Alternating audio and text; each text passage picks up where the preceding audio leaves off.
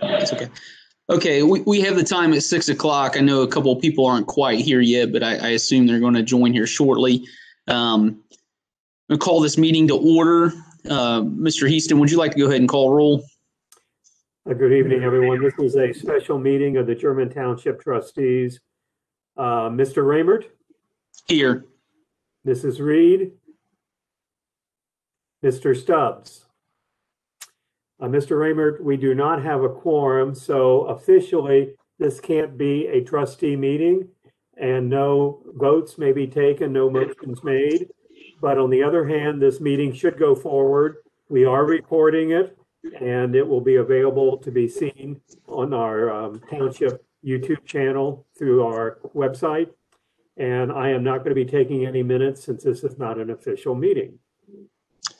Thank you, Mr. Heaston. Just for everyone else's awareness, I think everyone on the call probably is aware, but it was planned for Mr. Stubbs and Mrs. Reed not to be here this evening and this not to be a public meeting. However, we thought it was important to send the public meeting notice and allow the public to attend. And we obviously have the WebEx set up so you guys can follow along and hear the meeting.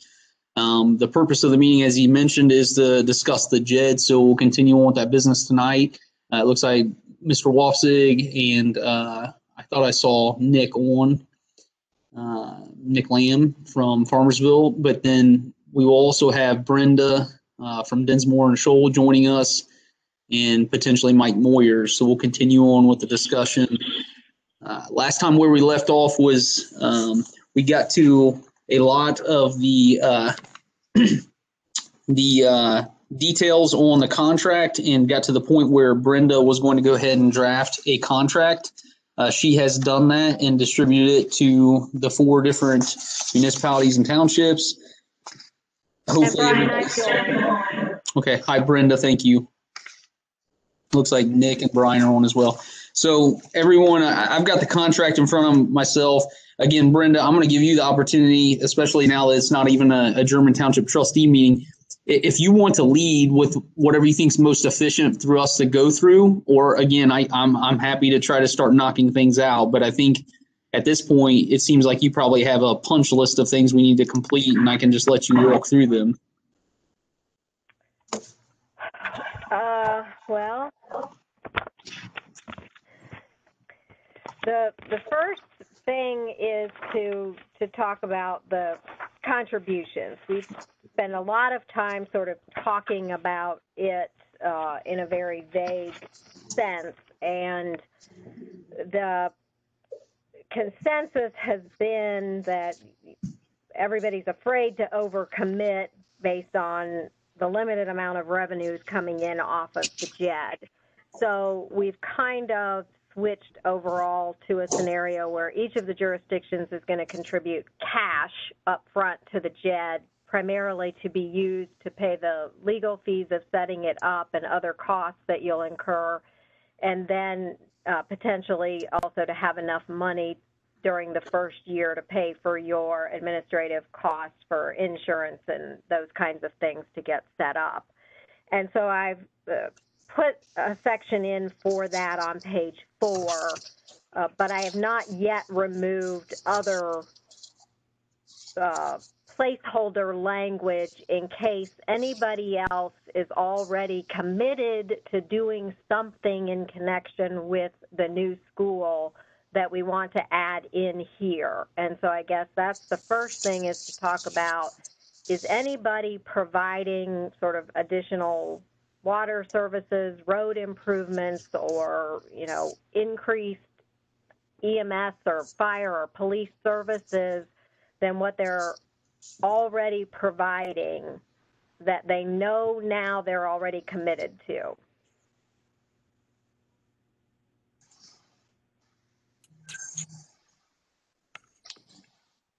Nick, I'm not sure if that classifies for Farmersville with a lift station or anything that you guys are doing on that front. No, nothing additional. Okay.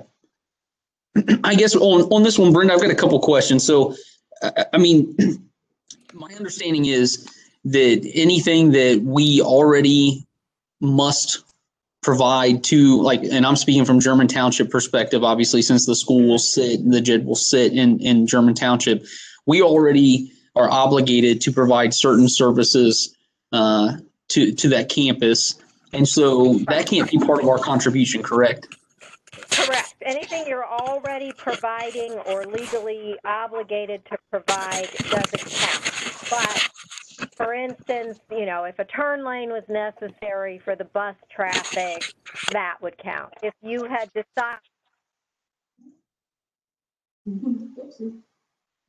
It's Brenda. We unmute her.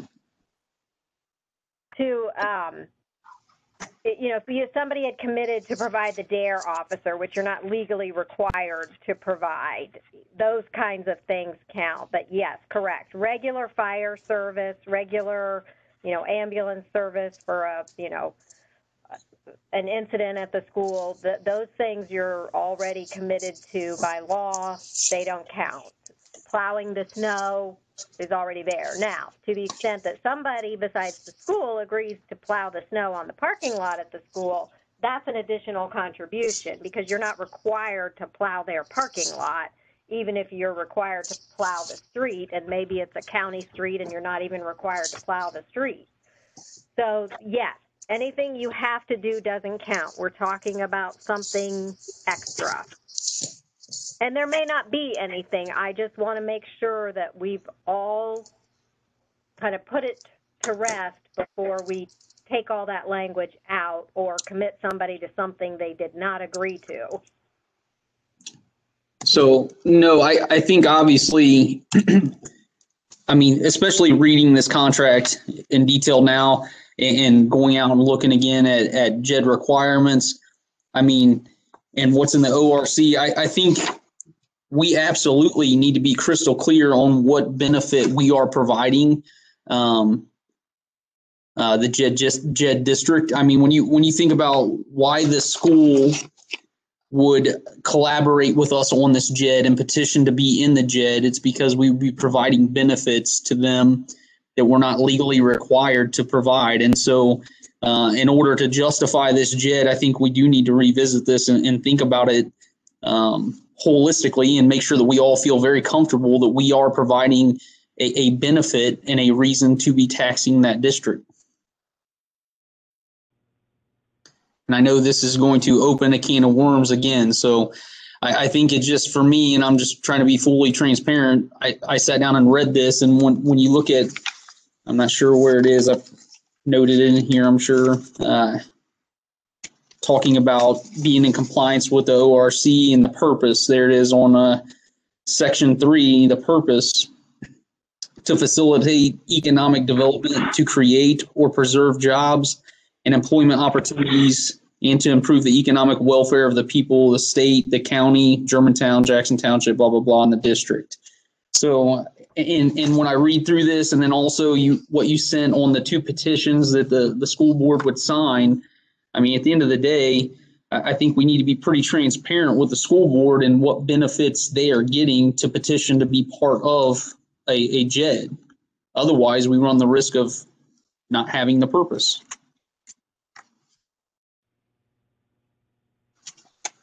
So I'll say certainly will improve the economic welfare of the people in our 4 communities.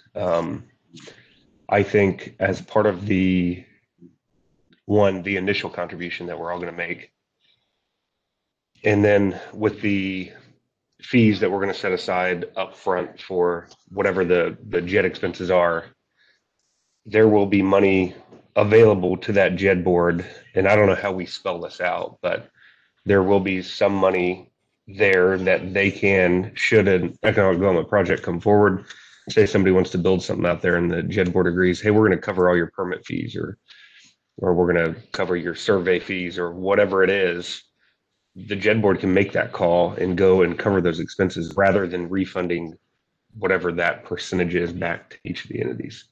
And it may not be a lot, but it'll be something that absolutely would help for whatever the development may be out there.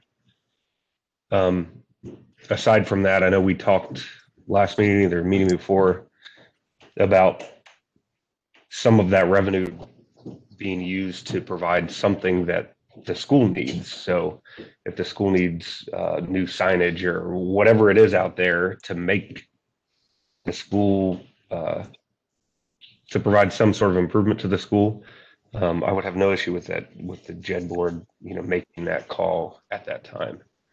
I think when it comes down to it, this JED could be in an empty cornfield, in which I guess mostly it is. And we could have zero prospects coming in, right? But I think this is sort of laying the foundation so that, one, we know the school's going there. Because the school's going there, there is a chance that there could be other entities coming out there. Maybe it's a long shot, maybe not. We don't know, but they're going to have water, they're going to have sewer, and they're going to have a lot of traffic. So probably a better potential there than a lot of other places in each of our communities. Yeah, I don't have problems with those things, Brian. I guess I'm just trying to get this down to the brass tacks of it. At the end of the day, it says that it's a collaborative thing between the school district or whoever petitions to be within it, because they're getting some kind of benefit. Again, back to Brenda's point that we're not already legally obligated to provide them. And so the question is, what is the benefit that we're providing to the school? And I think, to your point, I think we can definitely structure this thing and should structure this thing in a way that is mutually beneficial, that, it gives us an ability to influence or impact, what could go in that district, but also gives whoever we're wanting to develop there some kind of benefit. And so if it just stays the school, I mean, I've thought around in my mind, and Brenda, I guess I would ask at some point, and obviously I'm not put you on the spot for tonight, but maybe before next meeting, that if there's any other schools that are part of a JED, if there's one that's carved out around the school only, and I know this is somewhat unique, I would love to know how they structured theirs. But I guess what if we did like a capital improvement fund or something like that, where we put a set amount of dollars collected into this fund, and it's at the JED board discretion, like you said, Brian, where the JED board gets to determine if they want to, how they want to use that fund. And so it could be that it's, $15,000 a year, and of that $15,000 a year, they don't have to spend it all, but it continues to accumulate. And then they can use that to do capital improvements or invest in doing something on the property, or paying some of these types of permits or whatever it may be. I don't know how defined we have to be with that, but I think we have to be providing them some type of benefit. And if it's not that, then it's what service are we going to give them? To Brenda's point, I don't want to sign up Jeremy to plow private property, because I'm not so sure what that opens us up to. But I mean, is there some other service that we can provide to the school? Because at the end of the day, we're going to hand this petition to the school board, and ultimately, what entices them to want to opt into this?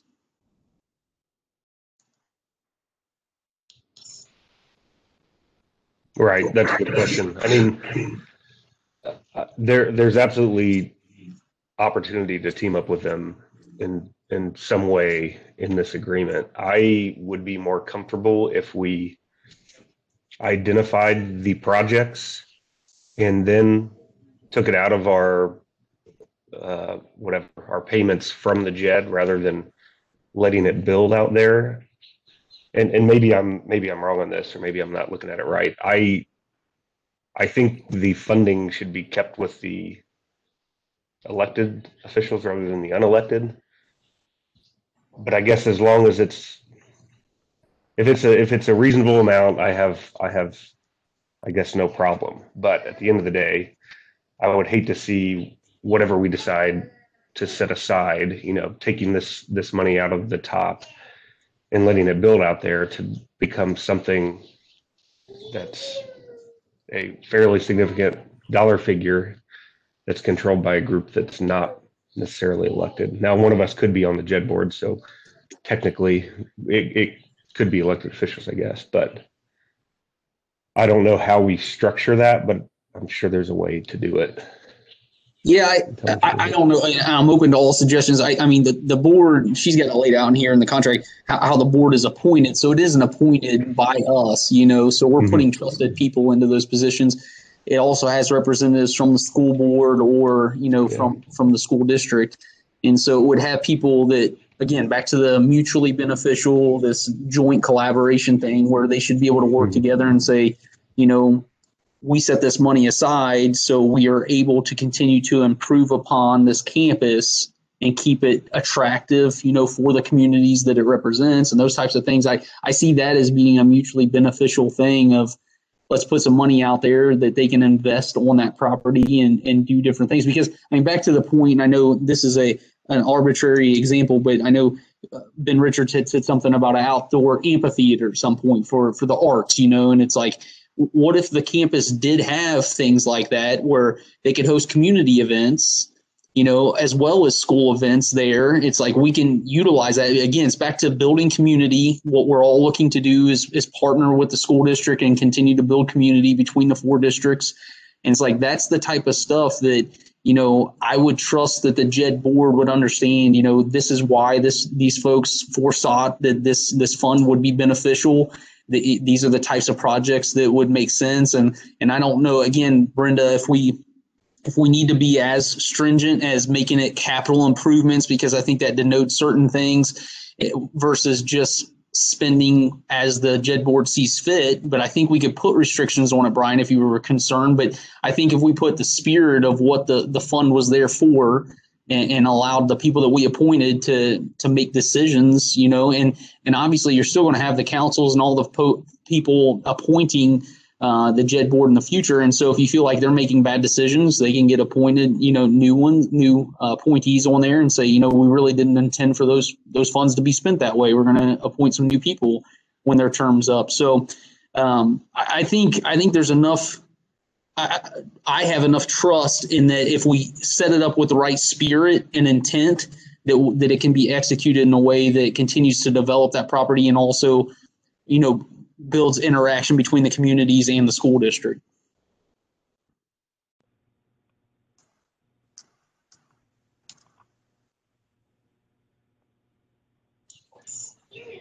I would agree. I think we're going to have to figure out how to set this up, 1, and 2, what we think is a reasonable. I get nervous as we start chipping away at these percentages because I still got to sell this, right? Back to our own council.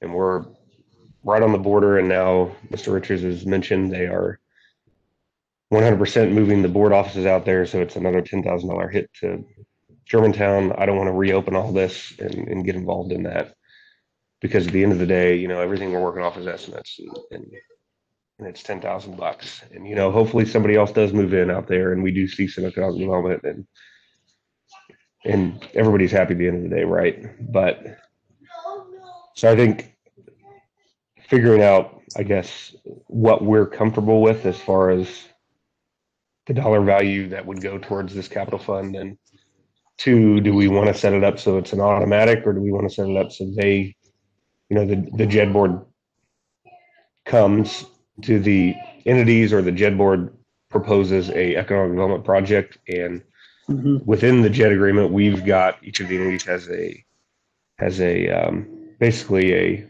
open commitment that each year you're going to provide, you're going to make available, if approved by the JEDD board at the request of the JEDD board, $5,000 or $10,000 or whatever it is, split among the entities for economic development. That way it doesn't grow unnecessarily, but they can still come and pitch those ideas, and maybe we can, I don't know, have a little discretion, I guess. Yeah, I guess a couple things, and then we'll probably need Brenda and Nick to give their perspective. But I think we could do it in a way that it's a percent, right? So it doesn't have to be a set dollar amount if that thing flexes up and down. So we could do it as a set percentage. So I think we have some flexibility there. Brenda, I would like you to weigh in, like if we would be even able to write it in to where they would have to come back to the municipalities or townships and ask for permission. I feel like that's the purpose of the JED board is you essentially have board members enabled to make decisions based on the ORC, the way it's described in here, that they would have responsibilities empowered to them to make those decisions. So if the money's in the account, I don't know that we could set it up to where they have to come check with each one of us districts, right? Right. So the contract already has, and the statute requires that some percentage of the money go to the JED board, as the statute says, for the long-term maintenance of the district.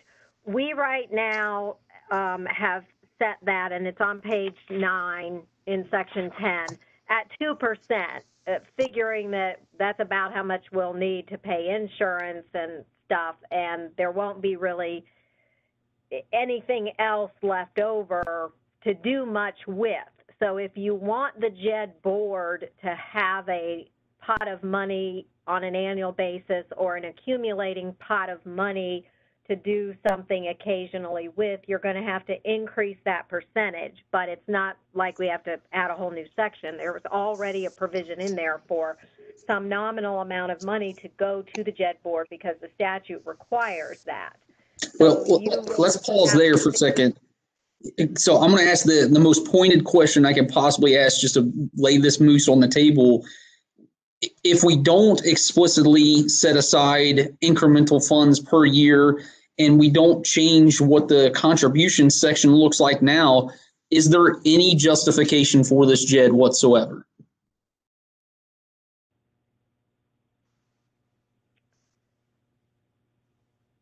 Well, so the long-term premise of JEDs is that the communities are working towards economic development, and that the income tax revenues will allow them to support and sustain the economic development. So in this case, the school district is going out there, and as we've discussed, that is going to change things for all of the communities in terms of public services and public infrastructure, because having them spread out in multiple jurisdictions placed, the obligations differently.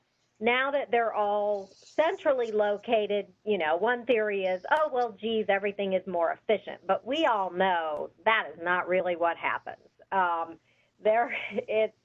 Sometimes increases the workload and the services that are needed. How many police runs, how many fire runs, ambulance runs, et cetera, are going to be going to the school, how much, traffic flow is going to go there, how many more accidents on that particular road, that sort of thing.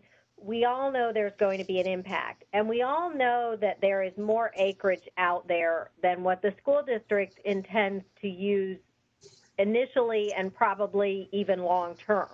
Now, the school district owns it, and so they are solely in control of whether or not it's going to develop in the future and whether they're going to let anybody develop it. But, and you'll see when, the economic development plan is distributed for comment and review, the economic development plan is seeking to promote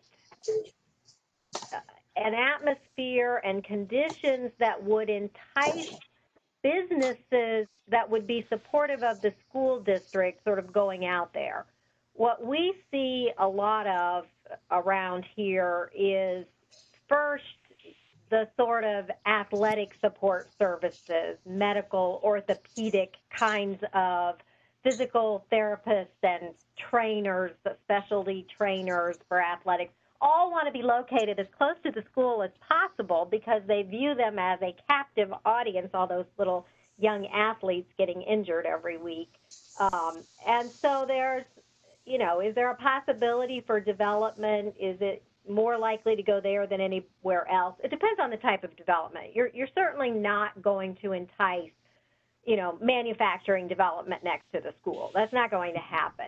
Mm-hmm. But, is it the right location, the right spot for certain kinds of additional businesses and services that are geared towards schools, tutoring services, you know, all those, whatever, I can't remember the names of them right now, but, you know, LEAP and Huntington, whatever all these tutoring services are, help study for the SAT and improve your reading and all that fabulous, you know, marketing stuff. Do those kinds of businesses want to be located next to the school, close to the school? Is it possible that, you know, some kind of an after-school program, daycare kind of thing would want to locate in that vicinity? So the economic development plan is being drafted in a way that sort of says, you know, we're looking to attract and entice businesses that will be complementary and supportive of the school district and its function. So, and we all know that that means more infrastructure is needed for that kind of development, more police runs, more fire runs, depending on the type of business that go in there. And the income tax from the school being the initial business, as well as the income tax from the future business, goes to all of the jurisdictions to help them provide those services. Now, just because you're legally obligated to provide them does not mean that you're not entitled to develop a revenue stream to pay for them. Okay. You can't have a legally obligated service or improvement count as a special contribution to the JEDD, and but cash counts as a contribution. But it doesn't mean that you can't recognize the fact that additional development is going to cause an additional, strain on existing resources to provide services. Even if you're legally obligated to provide them, it doesn't mean you can afford to provide them without additional revenue streams. So you are allowed to set up mechanisms that will allow you to recoup your costs or generate revenue to pay for your costs of providing additional services and infrastructure that are necessary both for the development as it happens and to attract additional development that is beneficial to the community and the existing businesses within the district. Clear. That helps a ton. Absolutely. And I think, just along with the same vein of conversation, that there has been talk lately that, and this isn't just talk, Mr. Richards, the superintendent, sent out a survey because it seems as though they've gotten a little bit more funding than even what they expected. And potentially the high school could potentially become available to do other things with rather than treat it as a junior high in the future. So I think we all are in 100% vehemently agreeing that there are other potential things that could come onto that campus. I think I was trying to understand, how much we need to justify taxing that land, the JEDD district, with how much incremental benefit in services we provide them in addition to the ones we're already legally obligated to provide them. And I think what you're saying is, we need to have a contribution to them, but it doesn't have to justify the tax rate because we know we're already incurring incremental expenses to keep up with the infrastructure at that new campus in addition to what potentially could develop there in the future. Is that fair? Yes. Okay. So that's clear. And I think to that point, back to the original question, Brian, that we asked Brenda is, I don't know that we could really set it up to where the JEDD board needs to come get our clearance. Like you said, right now it's set up so it's a de minimis amount. It wouldn't matter. I still feel like for multiple reasons, for this thing to make sense to the school board, I think it needs to have some benefit that we can clearly point to that we're providing them in addition to the contracted services that we're already publicly, obligated to provide them. But I don't know what that dollar amount needs to be, but I think we can do a fixed percentage that is set aside of revenues. That's a fixed percentage just for the JED board to use for discretionary expenses at the campus that could improve or economically develop the campus, I think is the way I would probably try to set it up. Broad enough in nature that a lot of things qualify for it, and allow them some leeway.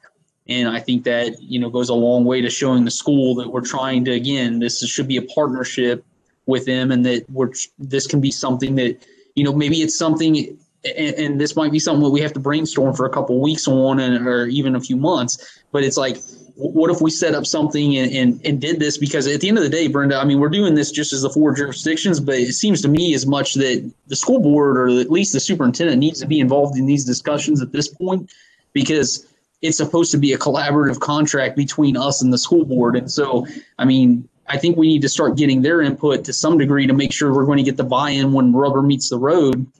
That, maybe it's something that, hey guys, we're wanting something where the community can come on to campus and be able to host events or something, or a public meeting space, or whatever it is, so we're already sometimes teaming up with the school to do these types of things. It's like, that's what we can set up monies for, to support that type of environment where we have a place to go do those types of things, or we have funding when we need money to do something like that.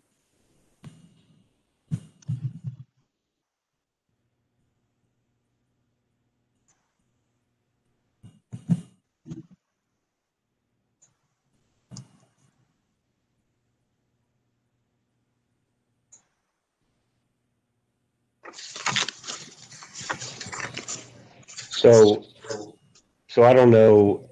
I know every conversation we've had with Mr. Richards, he's very confident that the school board understands the JED and supports the JED.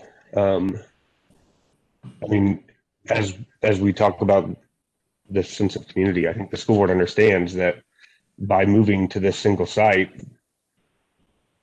they were going to cause significant harm to Germantown and Farmersville, right? So without a JED, we're going to end up placing an additional tax burden on our own residents because of that loss of revenue. So while I understand the desire, I guess I'm pushing for, I don't mind if we want to set aside, so we've got 2% here. I don't know if, Brenda, if 2% is our current estimate, is that able to be raised by the JED board if that 2% doesn't cover whatever their expected expenses are? No, I mean, it would require an amendment to the contract, which would have to go back to all 4 to increase that. There's language in here that says, if there's not enough from the 2% to pay the bills, each jurisdiction is billed according to their percentage split. So let's say the 2% raises, $2,000, and your insurance bill is $2,100. So you're going to take the $2,000 and pay the bill, and then you're going to have $100 short. So you're going to bill Jackson and Farmersville $15 each, or if I got those numbers right, and then you're going to bill Germantown and German Township $35 each to come up with the other 100 that you need, as opposed to raising the 2%, arbitrarily. Now, if you want to do it like we've done it for the escrow, where it says, they're placing between 2 and 10% as determined from time to time by the JED board. So at the beginning of each year, the JED board meets and it says, okay, well, this year we're going to set aside 3% for refunds, because for the last 2 years we've only needed X amount of money for refunds. We've been setting aside 10%. It's way too much. You could have a sort of a range in here for the long-term maintenance pot and say, annually the JED board shall decide to set aside, a minimum of 2% and a maximum of, whatever number you want, 5, 7, 8, whatever.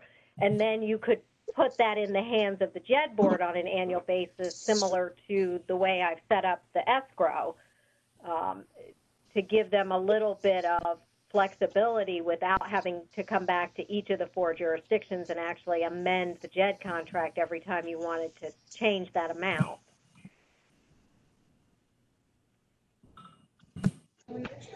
Tyler, I guess my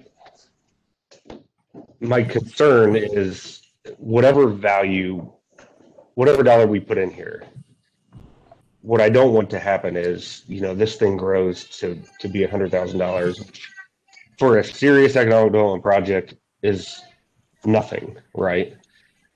But if it grows to $100,000 and we have a JEDD board that decides, we want to put $100,000 to new field turf for the football field, that doesn't do anything for economic development. Or we want to go buy we want to buy new band uniforms.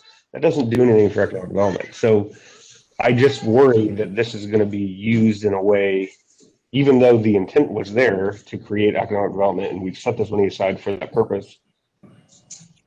I don't know how you shape the rules around it to actually get it to be spent there. I have a fear that, this is potentially 99 years long, that's not what it's actually going to be used for. In the meantime, the communities are hurting because we've set this money aside and they've got this slush fund that they're using not for economic development, but for other things and people, that people have come and requested funding for. No, I think it's a very valid point. I guess my concern is that if this whole entire thing is supposed to be for economic development, what monies then is truly going to economic development? And that's the thing is I'm completely for carving out some rules or whatever, but I think we have to have some dollars that are set aside for the purpose of economic development.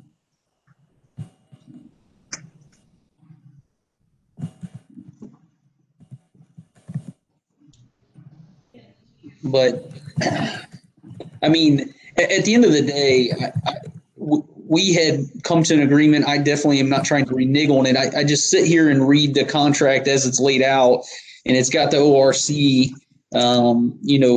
references in there, and you go out there and start reading in it. And I'm not a lawyer at all, so I'm trying to make sure that we feel like this thing is structured with the intent that's set forth in the JEDD portions of the ORC. And I'm an accountant, so I'll use an accountant phrase. There's a substance over form, right? And things can take a substance that is different than the form that's laid out, and it's like it's all about what's truly the substance of what we're doing here and not just the form that we're writing it up in this document. What's the true substance of it? And if the substance is that we're trying to, allow for economic development there is a campus that we know truly the high school could turn something else tomorrow or 5 years from now when the school's built, the new school's built. And it's like, I'm completely fine with us trying to set aside some money there to help, for them to, if they wanted to at some point, build a different room in that building or whatever for physical therapy, or whatever it is on the campus, to entice, physical therapists to come in or whatever it may be. I guess I'm just trying to carve out a way that the substance and the form of what we're doing align to what the ORC is laid out.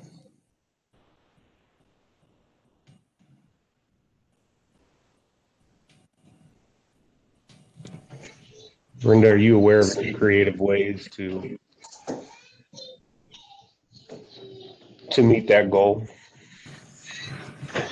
Well, I guess that's the piece I'm a little confused too, Brian, to be honest. I mean, when I tried to do my homework on it today, there's not a lot of things out there that says if the JEDD board does X, Y, and Z, they will have for sure met these 4 requirements or whatever. It's like I'm not seeing that. That's why I'm not trying to push it back on to Brenda, but definitely looking for the legal guidance here. And I think she's given us some of that tonight, but that's the piece I'm looking for is it says clearly that we need to have a purpose, and it says what that purpose needs to be. Now I want to know which one of our contributions and annual ongoing contributions are we doing that checks that box that says we are, facilitating economic development to create and preserve jobs and the employment opportunities to improve economic welfare of the people in the state, county, or Germantown, German Township, Jackson Township, and Farmersville.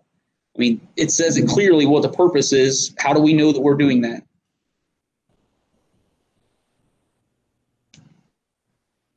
And that's an area where, yes, the statute requires that is the purpose and intent of all JEDDs, but parties to most JEDDs are very nervous about how much revenue is actually going to come in. And when at the time of writing the contracts, most of the parties to the contracts are very hesitant to commit to specific improvements or services because they just don't know whether they're going to have the revenue to pay for them or when. And so you will find that that particular aspect is vague in many of the JEDDs out there, and it is up to sort of each individual party to the JEDD over time to make a good faith effort to honor the terms of the contract and to follow the economic development plan. And Brian, I don't believe that's been distributed yet. I think you and Judy are still working on that. Is that true? Yes. Right. The economic development director.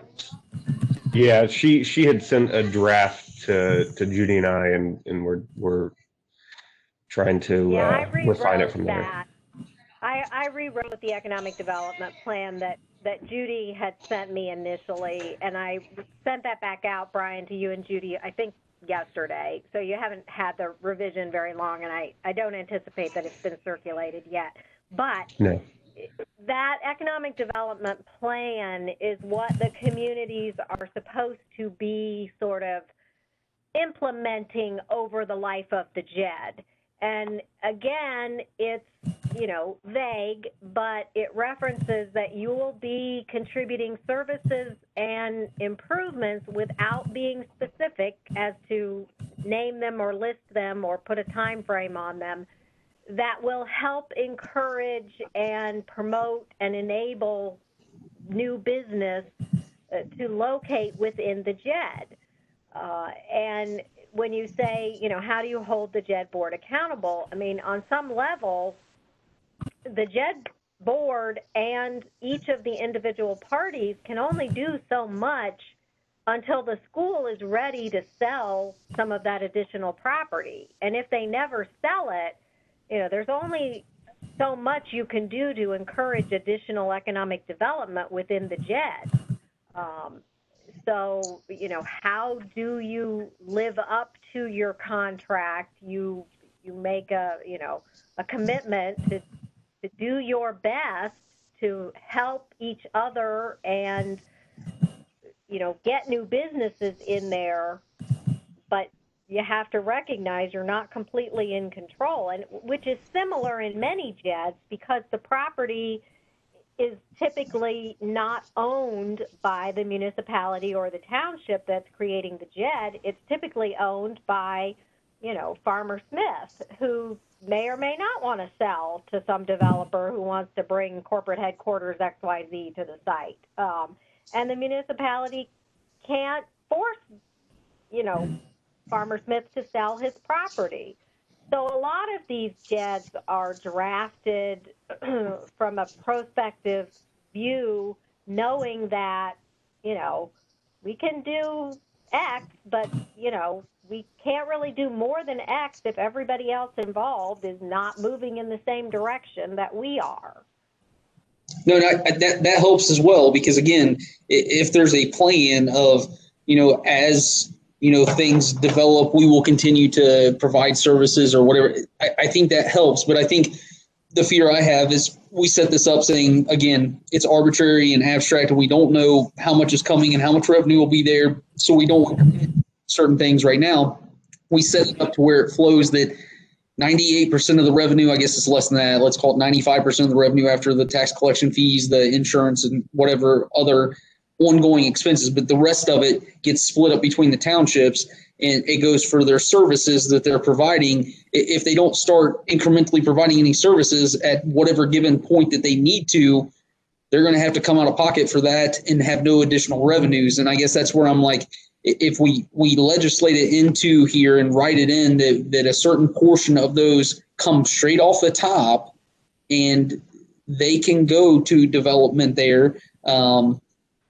And maybe it's a triggering event that can't be spent until a triggering event. And if there's no triggering event within 25 years, this thing dissipates or something. You know, it's like if the school doesn't sell any of the property or doesn't start leasing any of the property or something, it's like, I don't know. And I don't want to get too complex, but the point I'm getting at is I don't want to set this thing up to where we don't have to do anything from the beginning and it becomes a forgotten point that is the underlying justification of the JED, and it gets away from us 5 years from now, you know, because Brian, I do not think I'll be here in 5 years, and I don't know that anyone else will be necessarily. And so without them pulling out this thing and reading something that's very arbitrary already, and then reading between the lines that wait, there might be some obligation we have, and we need to, you know, kick in some more things at some point.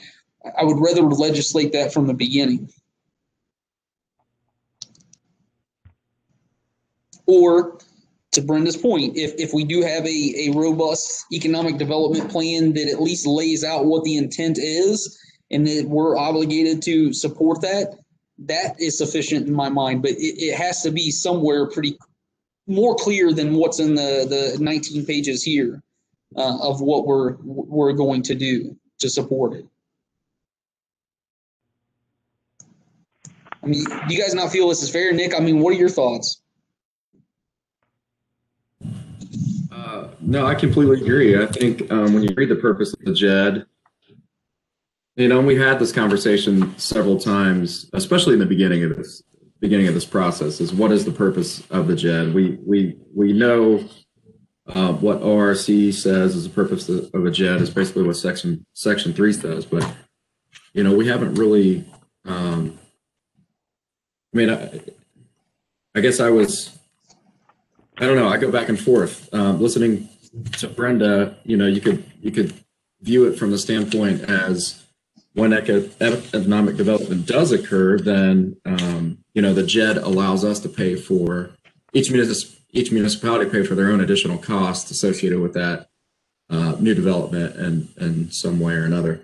But before, you know, hearing that, I was thinking about it from, you know, that purpose standpoint too. And it's what are we doing intentionally in this contract to spell out really what we want to happen with this JED property. And I think the fact that the school is, you know, they're now building a K through 12 building, it will leave the existing high school open for true economic development, changes things for us, I think, in a good way. So maybe we can get a little bit more specific about what we include in here. And I don't want it to be specific because things change so frequently. But I don't want it to be so vague that, to your point, anybody can do whatever they want with it and the intent is totally lost. So it is a tough position to be in. I don't know the right answer. That's why I think, going back to one of your early questions, it would be great to know how others in the same situation have handled it. It would be nice to have the opportunity to see even another JED contract, if that's possible, especially as it relates to school property. I know it's not unprecedented in the state of Ohio, even. And I don't have access to that. I looked at one of mine where I thought a school may have been included along with a variety of other businesses and properties, but the school was not included in that particular JED. And I am having a little bit of trouble coming up with a JED where the school is in it, which is not to say that there's not a JED that a school hasn't decided to build on property located in the JED later.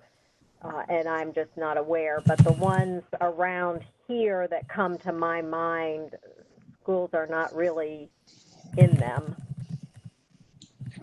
Brenda, Yeah, wasn't there an and when example?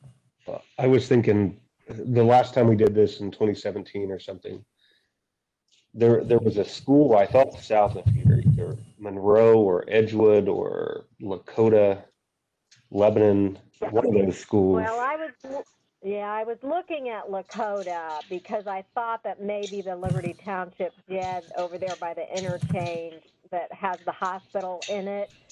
And Yeah. I just pulled up their map, and it does not look like the school is actually in it.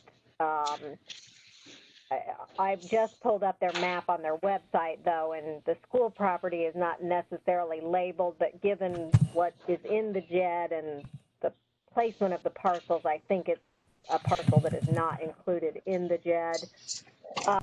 I am not aware that the Monroe School is in a JED because, of course, the Monroe schools are in the city limits of Monroe, and so they wouldn't necessarily have any JEDs within the city limits.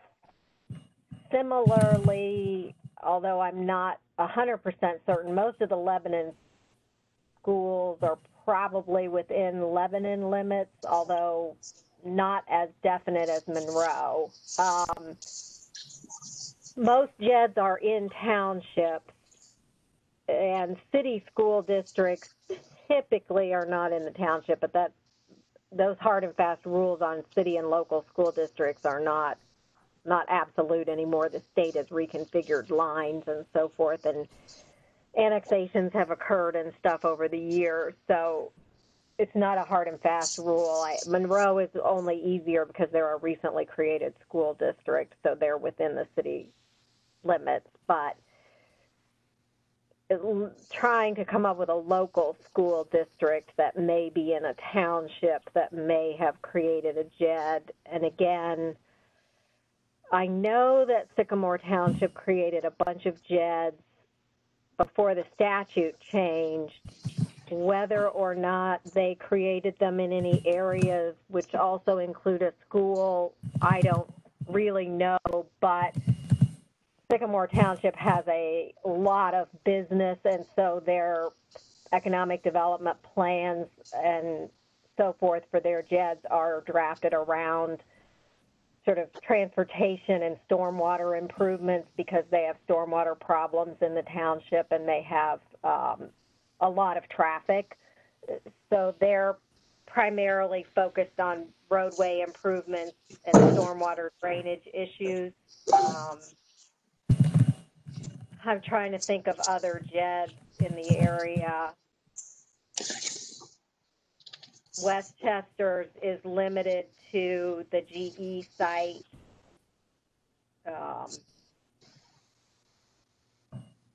There's a little bit of vacant land for another project next to the GE building, but there's no other business. It's pretty much a single business JED over there. There is one that was developed for the school only. It's just east of Cleveland. It's called the city is called or the village is called Burton. School district is called Berkshire Schools. And basically, the purpose of the JED is written like this: without a village township agreement, when employees start working at the new school in the township, scheduled to be ready for the 2021-2022 school year, they would not have to pay that income tax without an agreement between the village and the township. In addition, the village is agreeing to provide water and sewer service to the Berkshire campus with payment arrangements included in the JED agreement.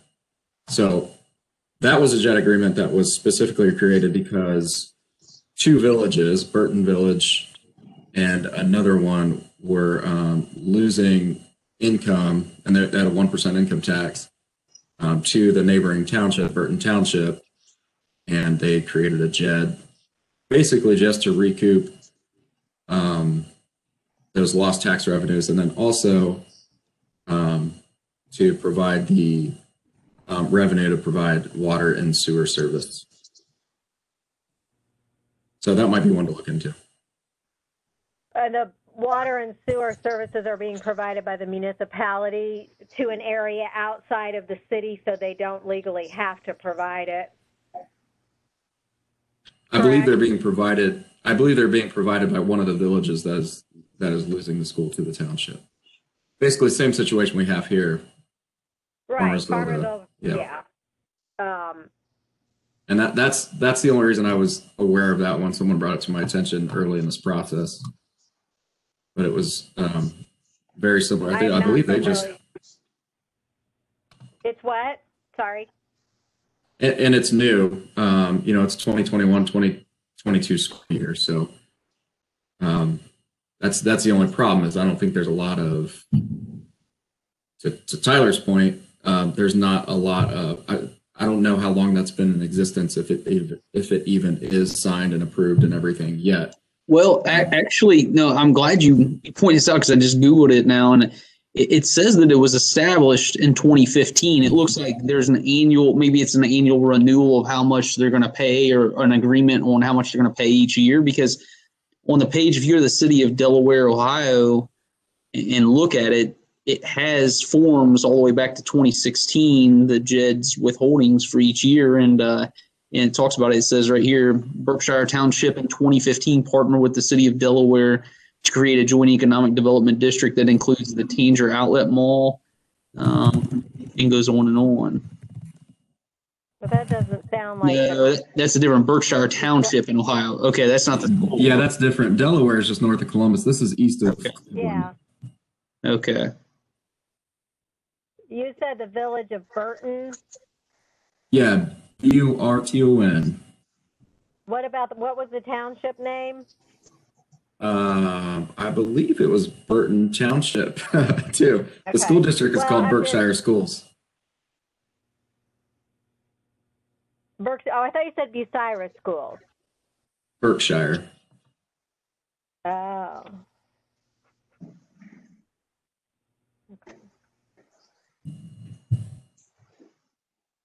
Yeah, you're right. Burton Village and Burton Township. I'm looking for it right now too, actually. Berkshire Schools, Burton Township, Burton Village, and Berkshire Schools. This is 2020. This is just last summer. Yeah, it looks like they voted on it in August of 2020. They had their public hearing on it in August of 2020. So this is fresh. May not be in place yet. Why don't I pull Brenda, are you okay if I don't see an issue if we go ahead and distribute your draft of the economic development plan, and then maybe we can clarify some of this, let everybody read it, and then let's all get our inputs into it, and we'll go from there. And maybe at least we can clearly define the intent in there, and let's go from there at our next meeting. I think that makes sense. And if there's other things we can knock out, because I know I've held us up on this one. I think this is the most important thing we have left to do, apart from dotting I's and crossing T's. So I agree. It's going to take a little bit of time, and let's try to do both those things. Look at that economic development plan and maybe try to dig into this Berkshire, which I'm not sure how we'll get into. I'm trying to Google it more now, and I'm running into Berkshire Township stuff along with that Berkshire school thing. So I'll go home and do some homework on that, try to see if I can find more. I did have a few questions about the contract, I guess. But Brenda, if you have other key big things that we might be able to knock out, let's do that. And then maybe I can ask a few questions at the end just on the contract language. So if there's anything we need to clean up or go through there, and then next time we come back, maybe we can get a little bit more progress made on the contribution piece. Yeah, I mean, that's really the biggest, issue I want to, that I know I need to do some more work on, and we have to all be in agreement on. The rest of it, I think I've, laid it out, and now it's a question of, what questions do you have? What comments do you have? What do you want to see changed? What don't you understand? What isn't what you expected? So I guess that's the kind of feedback at this point that I need on the draft. Okay.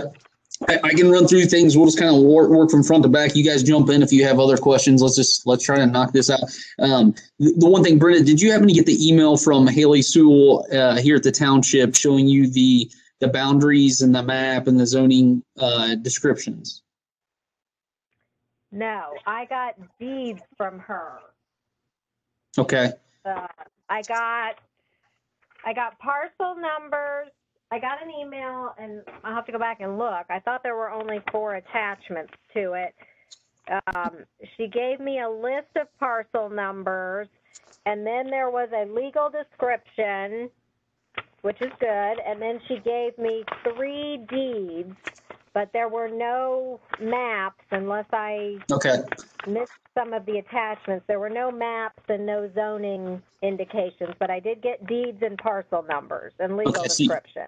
So you need a map that includes those parcels with I'm assuming the map showing the parcels on the map, correct? Right. Yep. And then we need a map that shows sort of the zoning classifications. It's nice if you have a sort of a clean map that just shows the parcels and the surrounding area, and then you have another map that actually, lays out the zoning notations, just because once you start putting so much stuff on the map, it gets messy. So it's nice to kind of have both views of the map. But yeah, I did get an email from her, but I don't recall maps being included. Mm-hmm. Okay. Yeah, and I think Haley has said she's here. She said that the legal description of what it will be once it's all combined and recorded at the county is also included in there. So at some point we'll have to clean that piece up. But okay. Okay, so we'll get you the map piece, and then Haley will go back and forth with you directly, so she gets you what you need on that. Okay. Okay, that's fine. Okay, so guys, if you don't mind, I'll just start at the top. I'm sure at some point somebody's going to read this and clean up a few of the things, but I think I might have found a couple of grammatical, and so I don't want to hammer anything like that. If you feel like Brenda will get read for that kind of stuff later, but I did want to point out what I saw. In that first paragraph. No, point away, because I've read it so many times. Some of this stuff you just kind of gloss right over. You've read it so many times. So when I printed it off, I can't recall. I hate to say what page number. I'm going to have to talk in sections because I don't think I printed every page. I just printed the heart of the document. So in the very first paragraph where it says this Valley View Joint Economic Development District, the contract. Yes. In the 4th row down, it says it starts with German in parentheses and then goes through Montgomery County, and then it has German in parentheses again. I think, the way the rest of them were set up, it's just, labeled that one time. I think you've called out German twice there. Right. They're in there. Yep. In Farmersville, in the parentheses, it says the Farmersville. I think we can take out the on that one to be consistent. And I don't think we that's a holdover from when we were calling them the village and then decided that wasn't really going to work. Okay. In recitals in paragraph A there, it says Germantown, German. I think just needs a comma in between those two for A and B. Yep, A and B, missing the comma. Yep, got it. Okay. On section 3, that was just the purpose piece. I think we're still hammering that out. We may have to address that later. Down towards the bottom of that same page, below section 6, let's see. This was just a question. It's a 2-sentence or 1-sentence paragraph there, 2-line paragraph. It says, the provision herein for the initial term and any extension of this contract recognizes that the accrual of benefits to the parties from this contract may take decades. Can you say more about that? Well, that's to sort of explain why this contract could potentially last 90 to 100 years, is because you all recognize that development of those additional acres adjacent to the school district is not going to happen tomorrow. And that, any additional infrastructure you may need to take care of or increase in services won't necessarily be paid for within, 2 years after they build something else out there or after the school opens. So that language is in there to provide support for having the length of term and renewal provisions that are in there. Okay, clear. 7 obviously gets back into the contribution piece. I was a little, I think it's just legal contract jargon, but in section 7 at the bottom of that paragraph, it says the contracting parties may but are not required to make financial contributions to the district. The contracting parties shall cooperate with the board in attaining financial assistance, both public and private, for economic development projects, but shall not be required to assume any financial obligations. I mean, the way I read this is it almost lets us off the hook of that piece. Is this a standard language in any JED? Well, I'm trying to figure out where you are. Yeah, section 7, contributions to the district. Oh, I got it. I'm at the top of page 4. Yes. Right. So now this is not meaning, I mean, outside of the specific contribution that's here, what it means is on an ongoing basis, you're not necessarily required to continue to annually contribute outside of the, administrative expenses. Somebody's got to pay for the insurance and the, stuff you have to stay in existence. But you're not required to make financial contributions so that, let's say, the JED board wants to hire, an administrator, a full-time staff person. The 4 of you are not required to contribute money to the JED so they can afford to hire a staff person or rent an office. Those kinds of financial contributions, the JED board can't force you to make. So that's what that is relating to. Or if the JED board votes to, construct some new road improvement or extend a sewer line, and they're not getting the money from their, portion of, they can't force you to actually pay for it. They can request, but they can't force you to make additional financial contributions beyond what you commit to specifically spelled out here in the contract. Okay. Clear.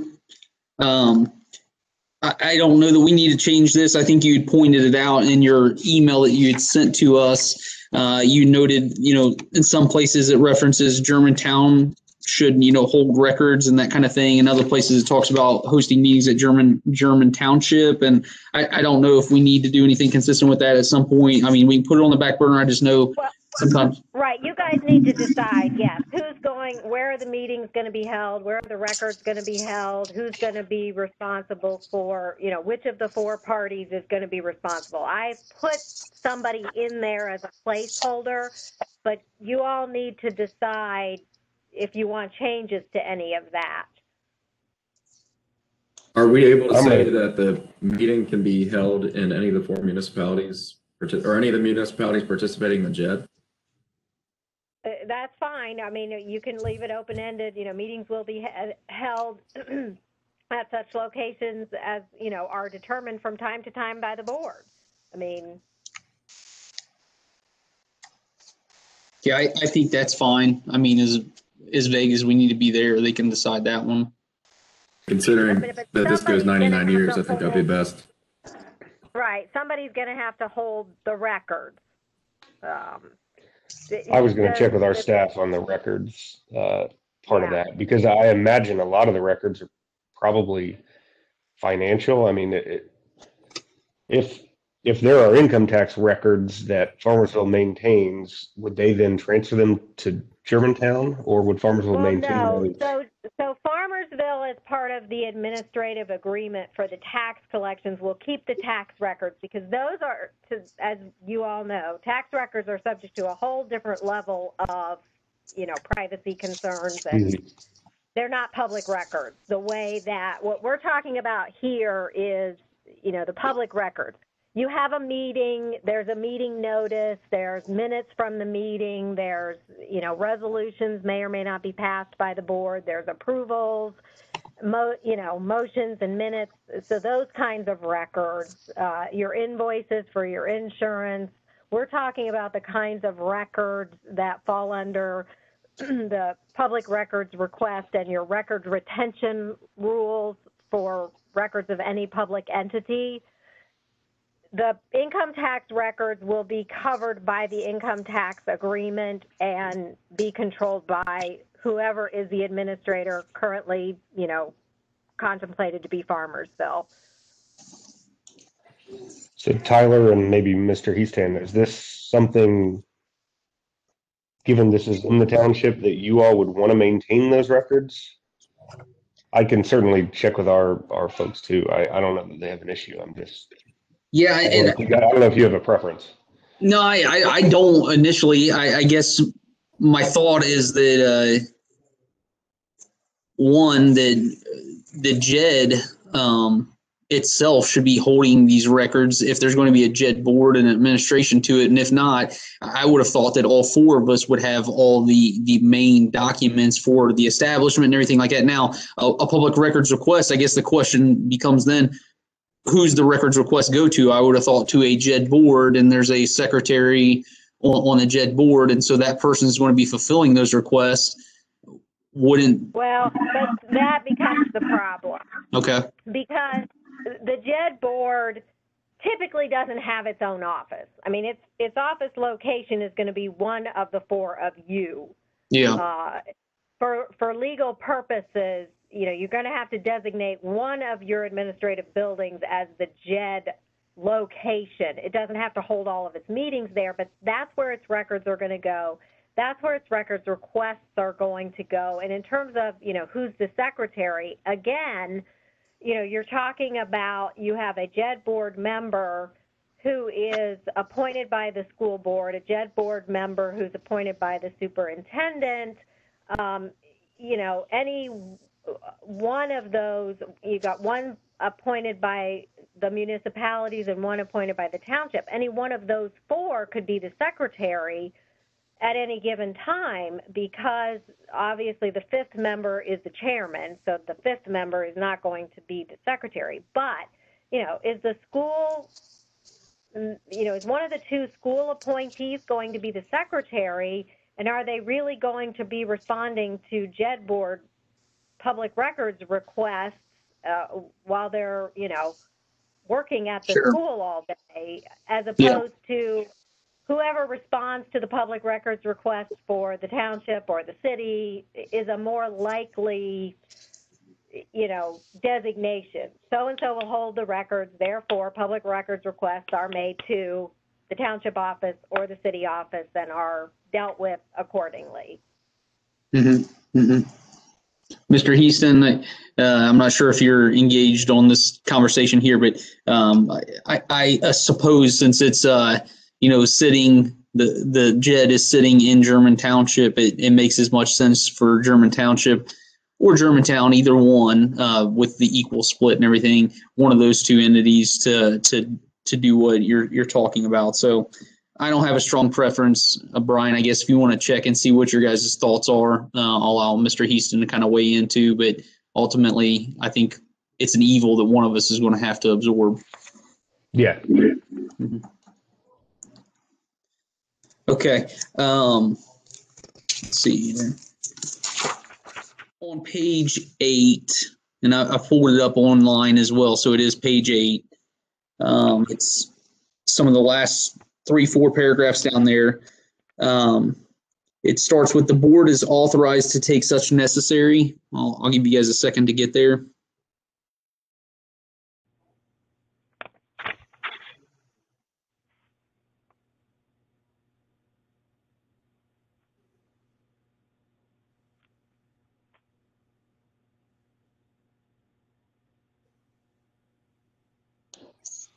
Where are you at again?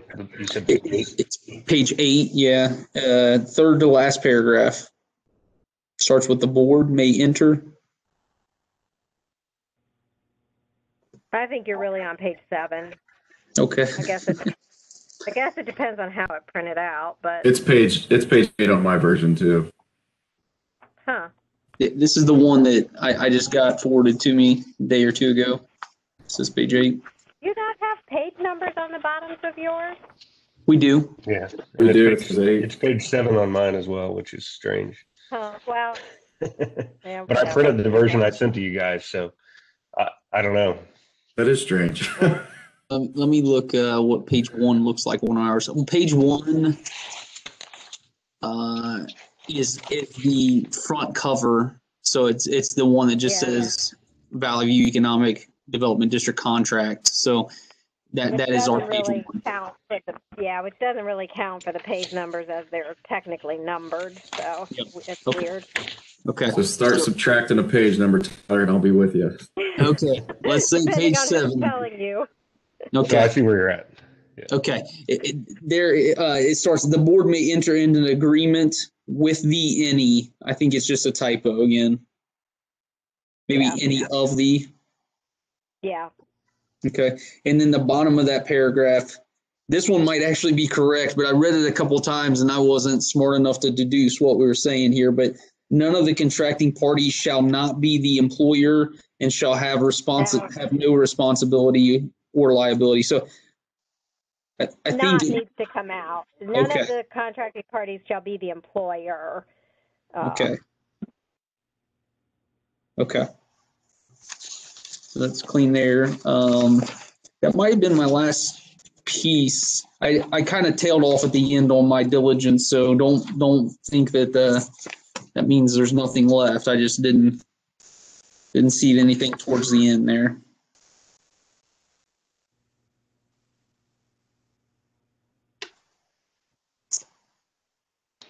As far as the timeline on this, so I'm on page 8, which may or may not be page 9 on your version. Under income tax, are we good? I know we've gone round in circles on this for how to define when the rate change happens. I mean, I don't know, especially if they end up doing phases, which they're going to have to do, right? Because they're going to keep some students in that high school building now until they move them out. Are we good with setting this December 31st, 2026 date and just locking it in rather than trying to go and define what occupancy is, given that occupancy could vary based on their phasing of their buildings and everything else? I am, based on Brenda's caution against using occupancy for the reasons we already discussed. I don't mind. It may, if they move in before that date, we could be subjecting them to 1.5%, which it would only be a year, probably at most. Hopefully they don't hit any issues and actually go past that 26 date where we miss some of the construction portion at the 1.5% rate. But well, at least it's going down and not up. Right. So I'm good. I just wanted to clarify with everybody else.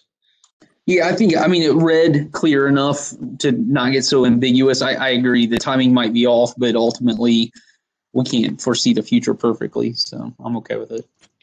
I think once Mr. Richards and the schools better define what their construction schedule is, I know he said because the scope of the project had changed, they've got to go back out to bid for architects. So once they get a better schedule, if it's available in time, we may just plug in whatever date they've got. But I'm good with this for now. We'll keep going. we got an update from him at our last council meeting. Not on when it would be finished, of course, because I don't think anybody knows that. But the anticipated start date would be summer 2022.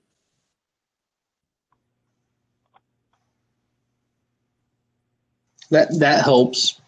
Because I thought that he was anticipating starting sooner. So well, I think because of the percentage change from the state, like Brian said, they're allowed to keep the existing architect because they've made so much progress, but the state has required that construction companies rebid, and it's not narrowed down to the 3 that we already had it narrowed down to.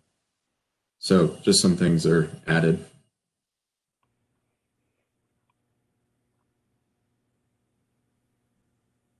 And that's like start as in,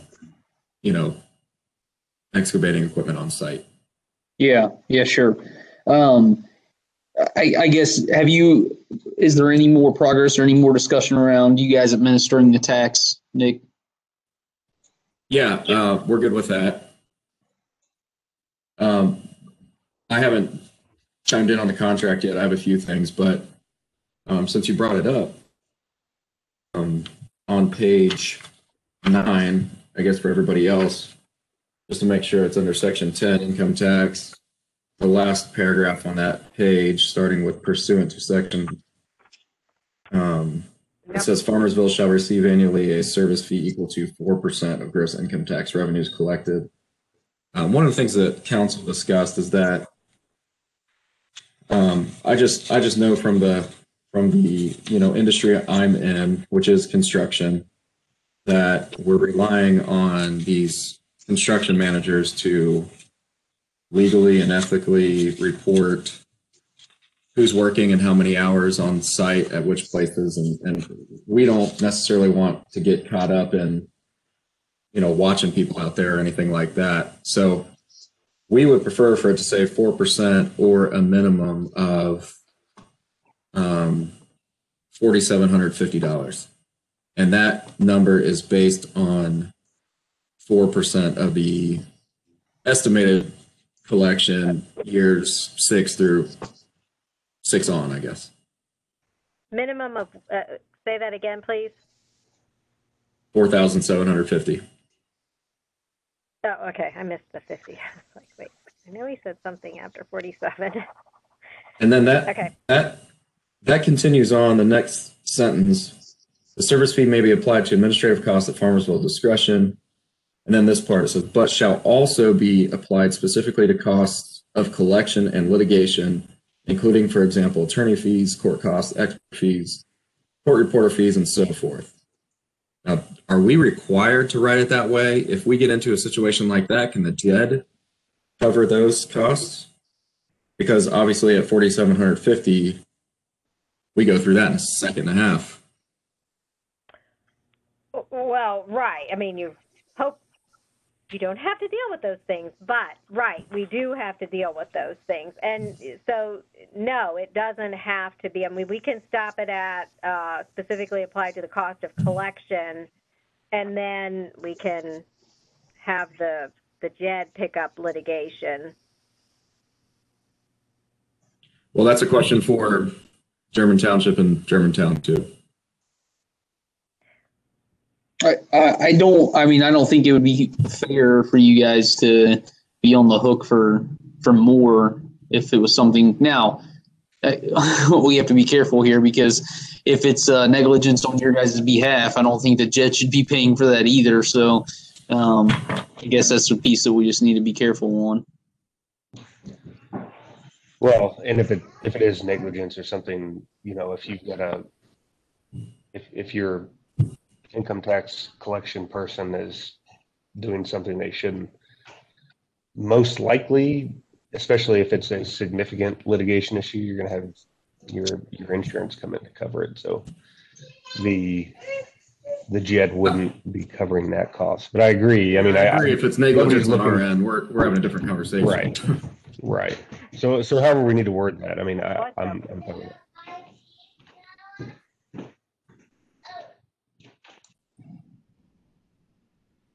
Okay. The next line, we talked about setting aside 10% in escrow to pay for any refunds and in general to balance accounts. This says 2 to 10%. I actually prefer it that way. I know what we discussed was 10%, but I just wanted your guys' feedback on that. I think 2 to 10% is a good revision. Yeah, and I'm okay with whatever is easiest for you guys administering, Nick. But well, that's not necessarily administration. I think that's what we all put right off the top of the JEDD. No. So if we determine year 1, 10% is the right amount, and then we go on and say, hey, we only need 1, 1.5%, 2%, and well, I guess not less than 2, but we only need 2 or 3%. Then right. It gives you flexibility. Yeah, no, I agree. I guess what I was getting at, though, from a CPA's perspective, I want to be careful on how many things we put that your tax administrator has to monitor and adjust for. You understand what I'm saying? So, I mean, we're already. Well, the tax administrator is not going to be the one doing and adjusting that. The JEDD board will on an annual basis. So the JEDD board will review the finances on an annual basis or more often. And the JEDD board will say, oh, gee, we set this rate, at 10% for the last couple of years, but according to, the financial reports, the refunds have all been around 3% or less, so let's knock that down. Farmersville isn't going to make that determination. Now, they may make a recommendation to the board, but it's going to be the board who's in charge of monitoring and setting that on an annual basis. They're not going to be able to change it sort of mid-year because that's just too much work for Farmersville to have to keep adjusting. It's going to be on an annual basis that the JEDD board would determine what's the right amount for this year based on... It does say that it's done on an annual basis, but it does say that it's done by the administrator. So the reason I read that is because I thought Farmersville was responsible for that. No, the administrator shall place between 2 and 10% as determined by the board. Gotcha. Okay. Yeah. Yep. That clears it up. Yeah, I guess I was just trying to think of however we could make it simplest, because at the end of the day, I guess what's the expectation here, Brenda, is that Farmersville will be producing at least quarterly financial type reports. That's what's written in here. The report quarterly regarding district operating income and the expenses for the preceding quarter. Okay. And that's one of the questions I had too, just for Brenda specifically. Do you know if there are any templates that exist for that reporting, or is that something we just need to create? Maybe the JEDD board creates, or maybe we create it. I just want to make sure it's something providing. I can share because they become public records. I get copied on the Westchester ones regularly. Oh, that would be great. And it's just, I can send you what they do. They do theirs on a monthly basis. But I think that's a bit much I just think it's a bit much. So I think I've set this up for quarterly. You can clearly, the JEDD board can request more often. Similarly, I've set it up that you've got to have at least an annual meeting because that's required by statute for all organizations. If you want to have, quarterly meetings initially just to see how things are going and drop down to, every other or 6 months a year or once a year. Again, I've only set it at a mandatory one meeting to give you guys the option of how many meetings do you want to have in a given year, and you can change that over time as the JEDD matures, or, maybe while it's just the school and during the construction period, you need more meetings because you got to figure out who's taking care of all these construction workers. And making sure they're reporting. Once the school settles in and there's no other businesses, maybe you don't need to have very many meetings because nothing's happening. If then they sell the property and development starts happening, maybe you have more meetings. So rather than lock you into a specific number of quarterly or monthly meetings per year, I've left that to you must have one, and then you guys can decide how many more you want to have throughout the life of it. Okay. Go up the page a little bit. The third paragraph down, actually the second paragraph that starts here, it says Farmersville's fiscal officer. It'll actually be our tax administrator. Just, I don't know if that's necessarily important, but our fiscal officer will not be doing this. It'll be our tax administrator. You have a separate person. We do. Okay. Perfect. And then the big thing for us is, Jackson Township is not here tonight. Mike Moyer said he wasn't able to make the meeting, and then Ryan Hobson works late on Thursday night, so he wasn't able to make it either. But we did come to an agreement. Our 30% split is going to be 20% to Farmersville, 10% to Jackson Township. So if that amount could be changed, I'm sorry that wasn't decided on before you wrote the rough draft, but at least it's finished before you wrote the final draft. 20% to Jackson and 10% to Farmersville? Yes. That's it. Come on, Tyler. Wait, what did I say? Wait, say that again. 10% to German Township, right, Tyler? No, it is 20% to Farmersville and 10% to Jackson Township. Okay. And finally, on the splits, one thing that we discussed that was important to all of us was to just identify why the splits were decided as such. The decision was based on services provided, and those services provided were fire, police, and then water sewer.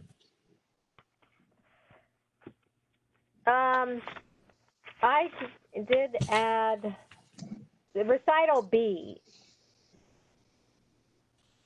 Recital B? Recital B on page 1. It's not as specific, but it's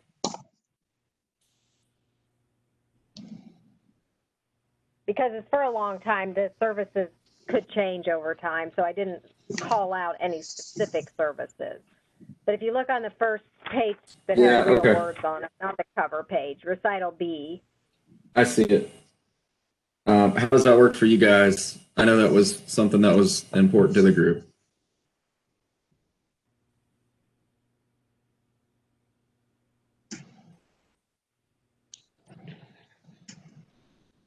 Yeah, I mean, it's very, very basic. I don't know that anybody, but long term would know it, but we can at least say, you know, it was kind of outlined in the original agreement.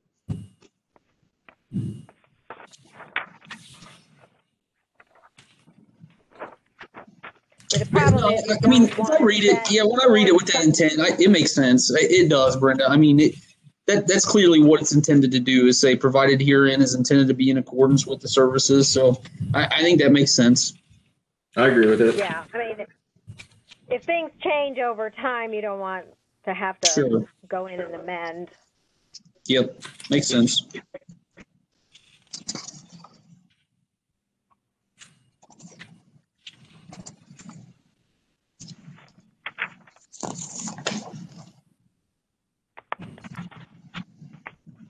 Do you have any more in that area, Nick? I do not. If you continue on past that pursuant to section 715 section that Nick was just focused on, to the next paragraph, it says the board shall then distribute the remaining income tax, and I'm in the middle of the paragraph. The board shall then distribute the remaining income tax revenues to the contracting parties. Distributable revenue shall be annual gross income tax revenues minus the sum of, and it just tails off there. It's got a parenthesis, a bracket there, the 4% annual service fee, the escrow fee, and the 2% board amount. Yeah, well, that's what the sum is. So the parentheses needs to come out for some. Okay. Yeah.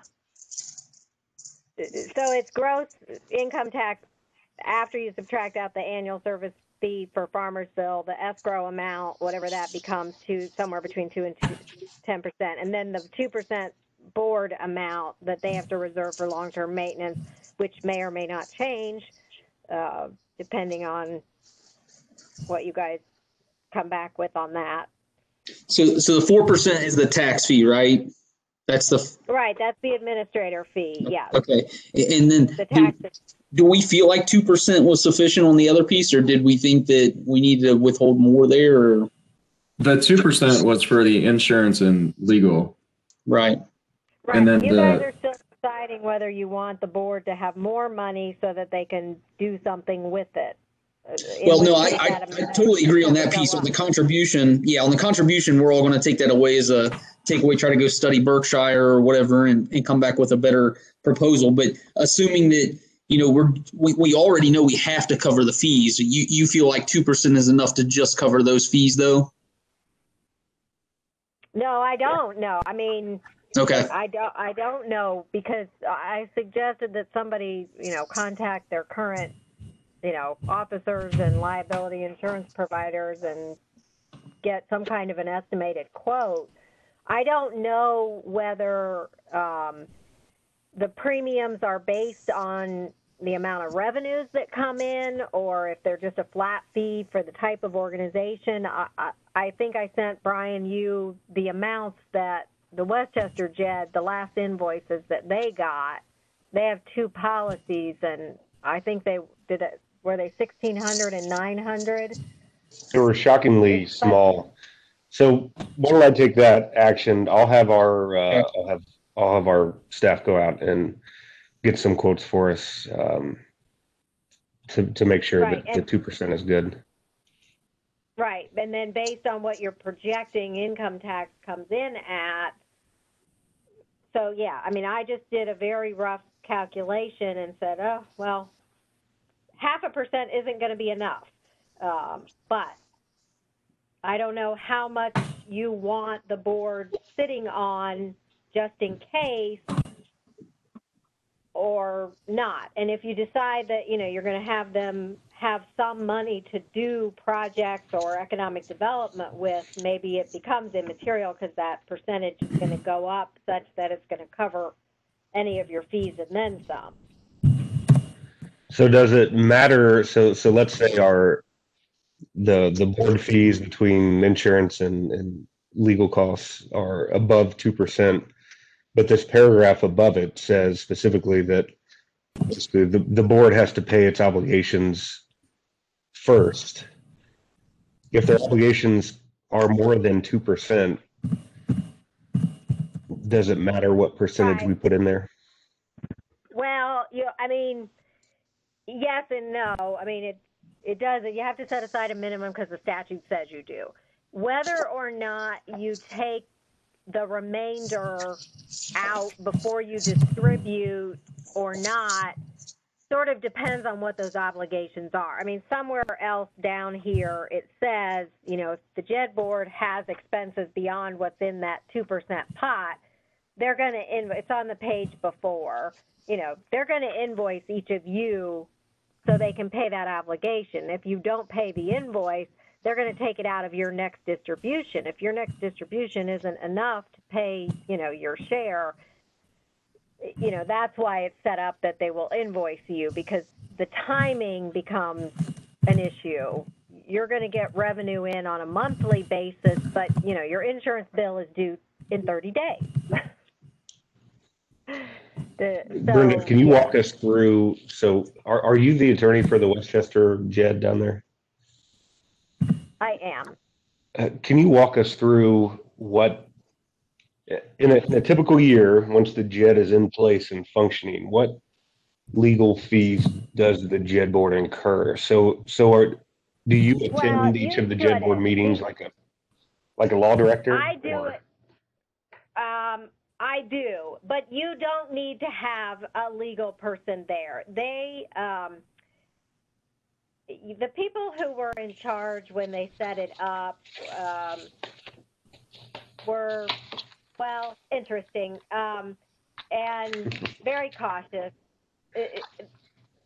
They hired me to come to every single JED board meeting, and they have quarterly meetings. So, but the other JEDs that I'm involved in, I don't go to any of their meetings. They only incur legal fees if there is something unusual happening and they contact me and, you know, need something. I do not do, you know, regular attendance or regular participation in the other JEDs that I have helped set up, and most of them don't have legal counsel attend the meetings. They're merely reviewing financial data, and there's not a whole lot that happens at these meetings. So in terms of what should you budget for legal fees on an annual basis, probably zero. What you need to budget for is your audit fees and your insurance.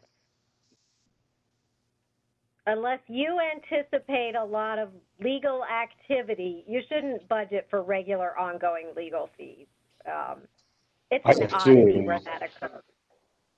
I mean, for the very first JED board meeting where we're kind of setting everything up, is that something that we would want you to help you with? But yeah, right. Yeah. I can help you with that. But yeah, once you get that sort of stuff under control, your regular meetings, you shouldn't really need an attorney to be there at the meeting. Right. And I assume, you can if you want, but. Well, so we all have law directors, right? If there was just a day-to-day legal issue that came up and one of us wanted to chip in our law director to deal with it, they could, right? Correct. Okay. All right. Thank you. It gets pricey to have a specific JED attorney when there's not really anything going on. Yeah. Yeah. So I would say, yes, don't focus on budgeting for legal fees, because once we get you past the first meeting, you're probably not going to, there aren't going to be any. That's good. We don't have And the you'll kind of use revenue your, Westchester. you'll use your, right. Well, when it, yeah, it's just a whole interesting set of facts and circumstances at the time, and the state was sticking their nose in where it didn't belong and all kinds of things. So, yeah. Okay, that helps.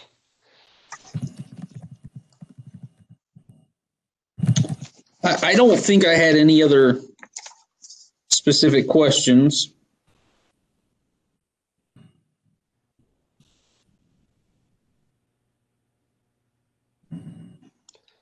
I had one more, but I got to find it. Let me see here.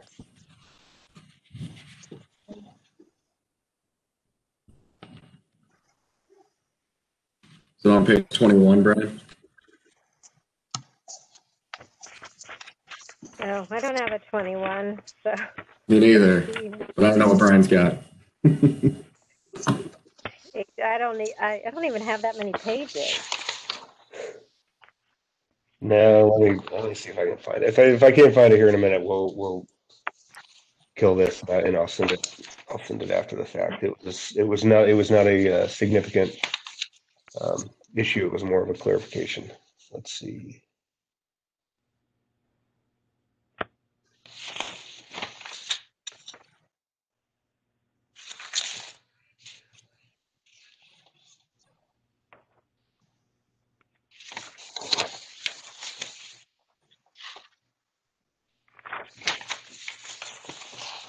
I don't know where this is.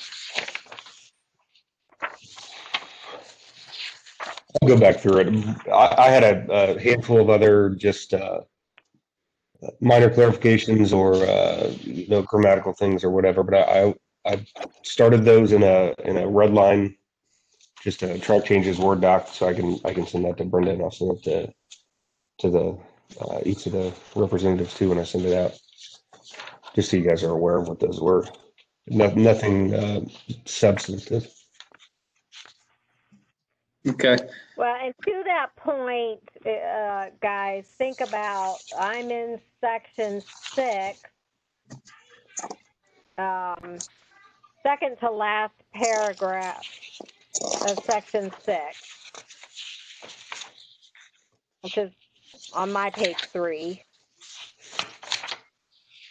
And it talks about that if the JED board is going to incur a debt or liability exceeding, and I have plugged in 750, that the board has to get the approval of the contracting parties. Again, you have to think about how many times do you want to go back to them? What do you want that amount to be if you know what your, expected annual insurance and all that, what number do we want to put in here? This is a placeholder, but what do we want that number to be that the JED board can authorize without going back to the contracting parties?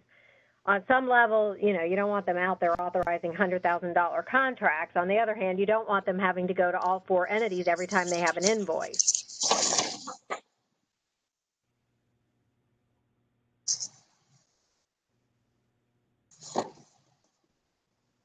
Yeah, I would probably misread this, but I thought this was, since it's under the term, under section 6 under the term, I thought this was just if it says in the process of termination of this contract, and then it starts talking about if it exceeds 750. So I thought like upon a wind down of some type that it would be paid out. Is this talking about at any given time that there's a bill that's over 750, an invoice over 750, they'll need to come to us?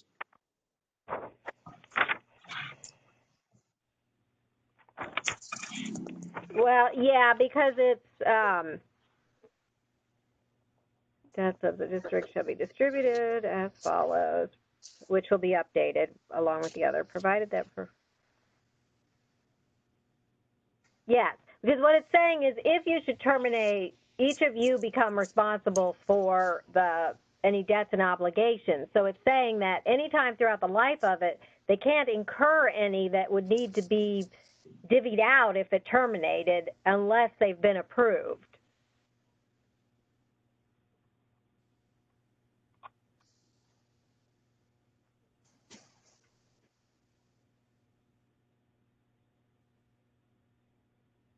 See, and then because it goes on, before any such distribution, the district shall first use all of its assets to settle any of those debts or liabilities, which could have been entered into at any time.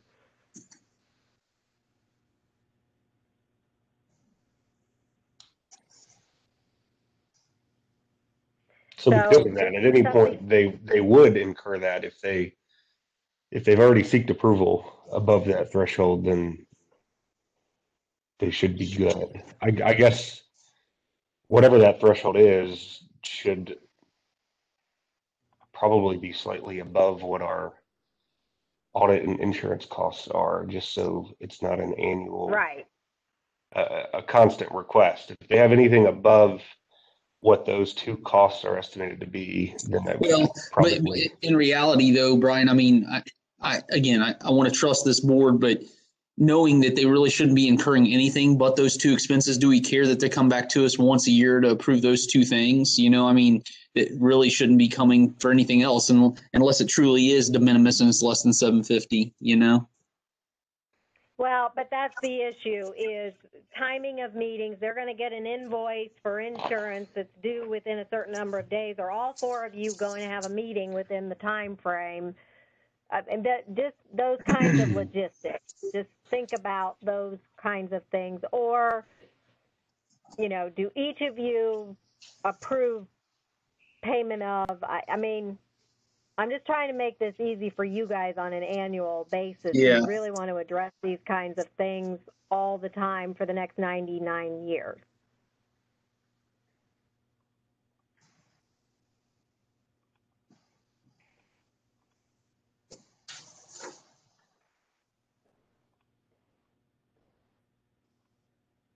No, I mean, that's fair.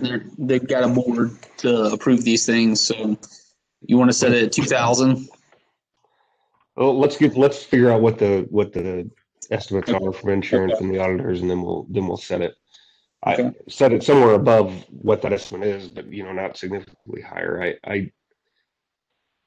I worry, if it's every single year somebody on one of our boards comes up and says that's too much for insurance, and then doesn't approve it or whatever. It just could create a headache, Mm-hmm. Right. And so not only do you want to find out what it's going to be today, but you might want to give it a little cushion because costs will go up over time. Yeah.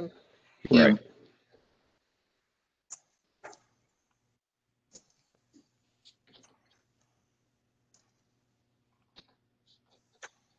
So, yeah, so you need to get some estimates, and then we need to pick a number that, gives you that plus some time before you have to come back in and deal with it.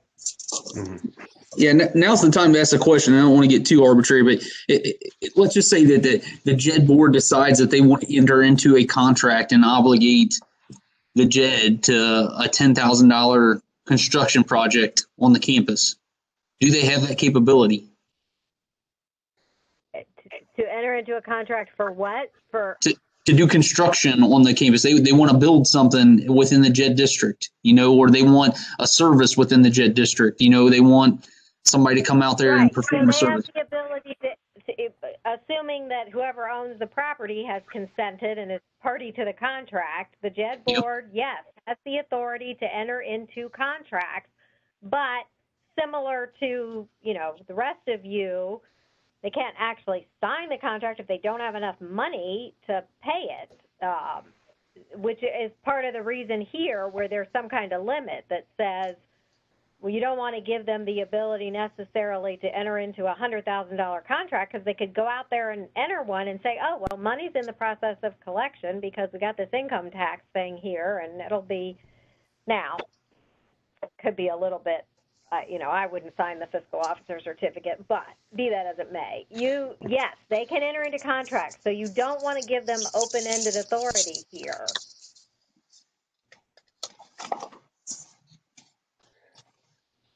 Yeah, so we'll want to figure out what that reasonable figure is. I clearly, if there is, if Kettering Medical Center comes out and says, hey, we want to build a new hospital next to the school, it is going to be absolutely in all of our interests to contribute whatever we can to make that happen, right? At the same time, we don't want the board going out and making bad decisions. Not that they would, but let's figure out what a reasonable cap is and go from there. Okay.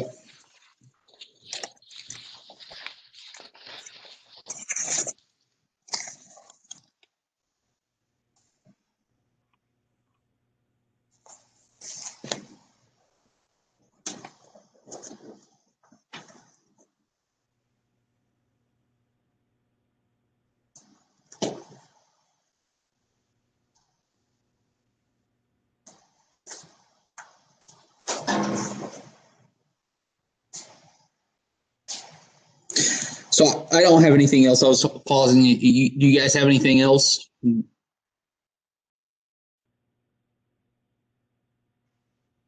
I do not. I do somewhere, but I can't find it. I'll send it out. Well, you got a few more seconds because the next thing I would like to do is just make sure that we're all on the same page on what we're going to do next. I mean, I got that you have, Brian, you're going to distribute that economic development plan, and my understanding is that's a draft, right? You guys, okay. And then we'll each try to go out there and find out what we can about this Berkshire School JED and the way it was structured, if possible. Hopefully, there's some public documents. Maybe Brenda, can someone outside of a township make a public records request? Oh, absolutely. Anybody can make a public records request. So I think that would be wise if one of us made a public records request for the JED contract to that district. Probably could just call up there. They may be more than willing to just shoot us an email. Yeah, I mean, I've looked on the website, and it's both for the village and the township, and they're not very useful. I can't find any documents. So I think somebody's going to have to request it. I don't think that it's publicly available, like some of the bigger townships have them posted on their JED or on their website, but I cannot seem to find anything useful.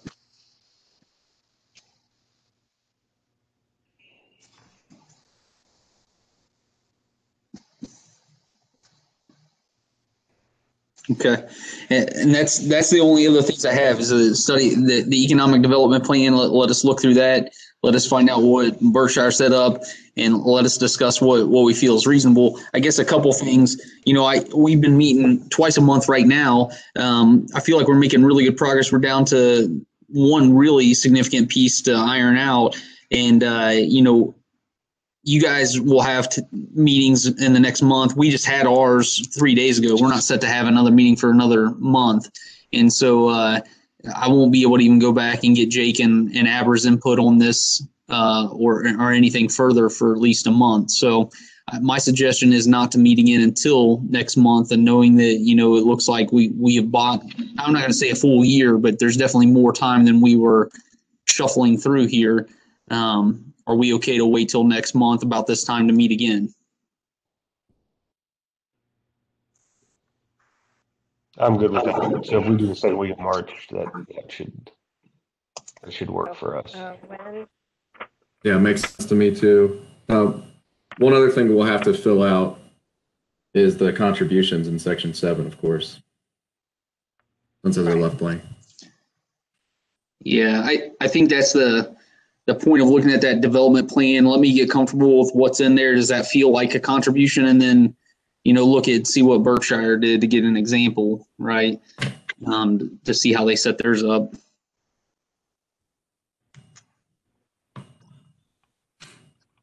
I guess let's look at dates on calendar here.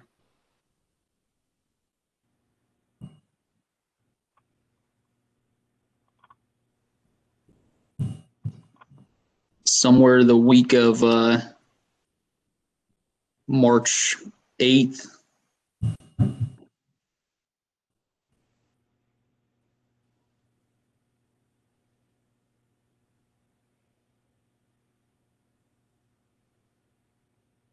Can't do Monday. We have a council meeting that March 8th, but I'm good the rest of the week.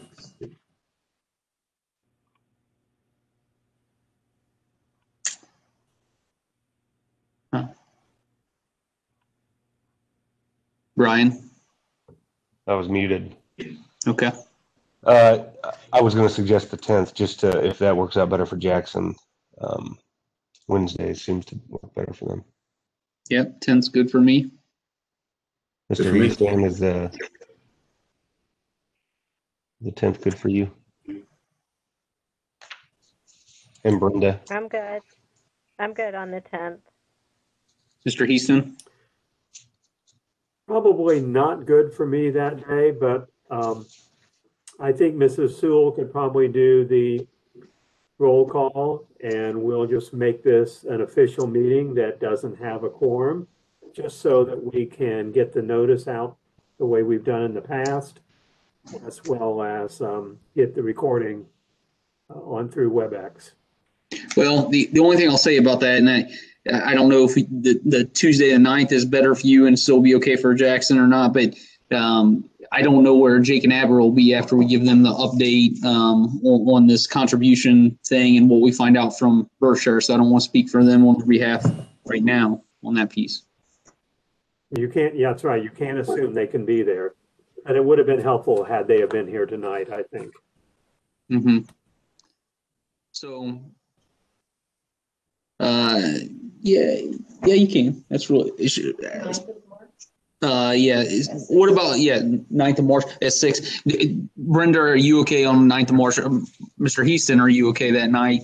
I am good on March the 9th at 6 o'clock. Okay. Nick, Brian. As I'm okay. Yes. Yeah. Okay. So I'd say let's pencil that. Is there any other things? She'll try to check the 9th of March real quick, but I mean, I assume a month out, hopefully we'll be able to make it work. Is there any other things, Brenda, that we need to do?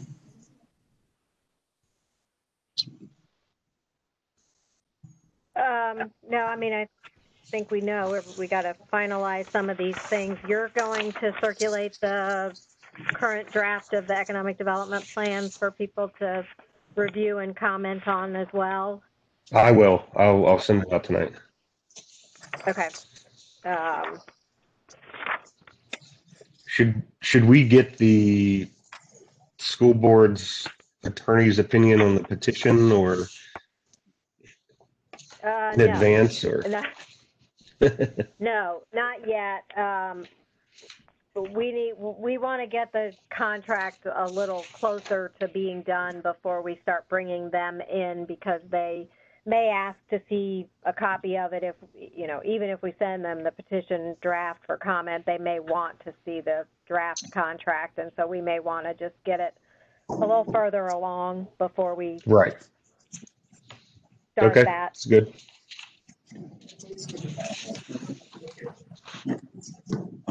The bylaws, are there, I assumed as I skimmed these are fairly standard.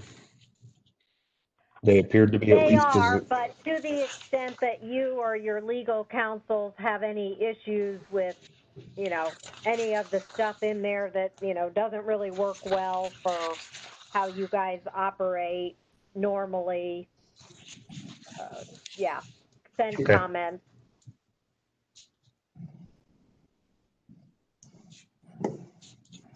It is easier to change the bylaws later than it is to change the JEDD contract. So the JEDD board can vote to change its own bylaws. So to the extent that, it says, something in there about how you're operating and it's not really working for you after the fact, you can amend your bylaws later, easier than amending the JEDD contract, but still look at it and see if it seems like those rules and procedures are going to work for you or not.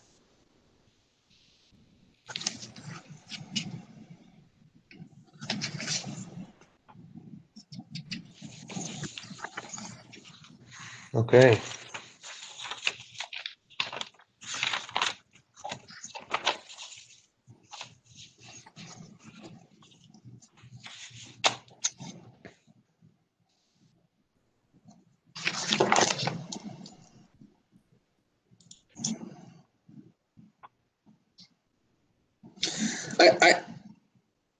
I don't know how this is going to go. I mean, I'm just trying to try and proactively think of what we could do to maybe make it easier next time. I mean, obviously we've talked about a little bit on dollar contribution, just withholding money from the JEDD if we're going to do like a contribution. I think that makes a lot of sense. I mean, Brenda, I'll give you one last opportunity.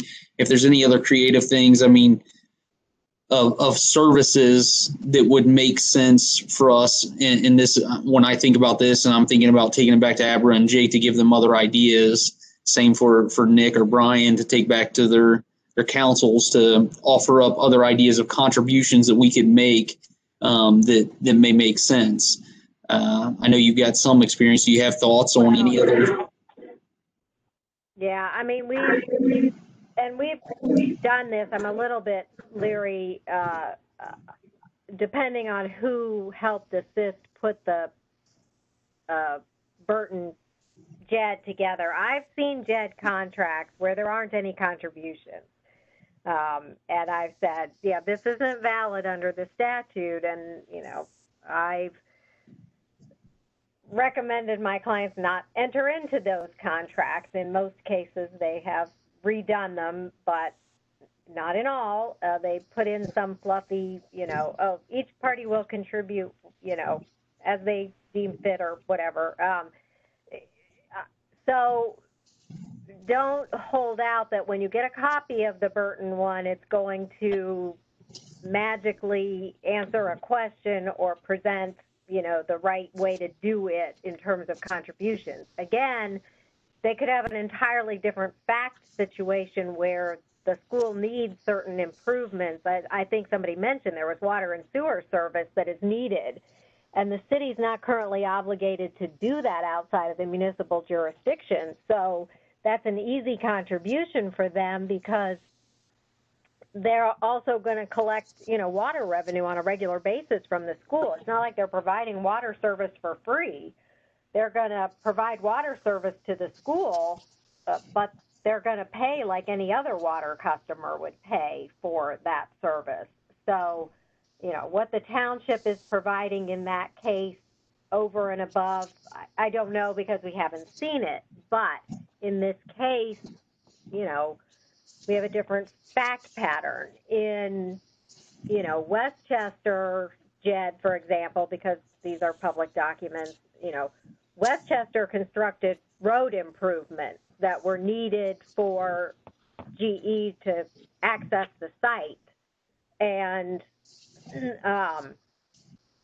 the city paid the school compensation for an enterprise zone agreement with GE. So, you know, it's a very complicated scenario. That particular JEDD was a JEDD, a TIF, an enterprise zone agreement, all layered on the same project.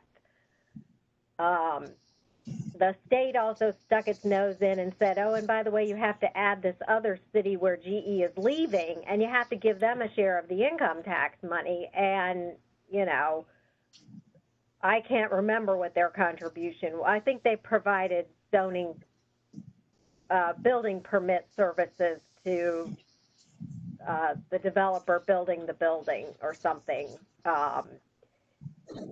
So it was a very complicated. In the Liberty JEDD over there by the hospitals, there was a new 75 interchange going in.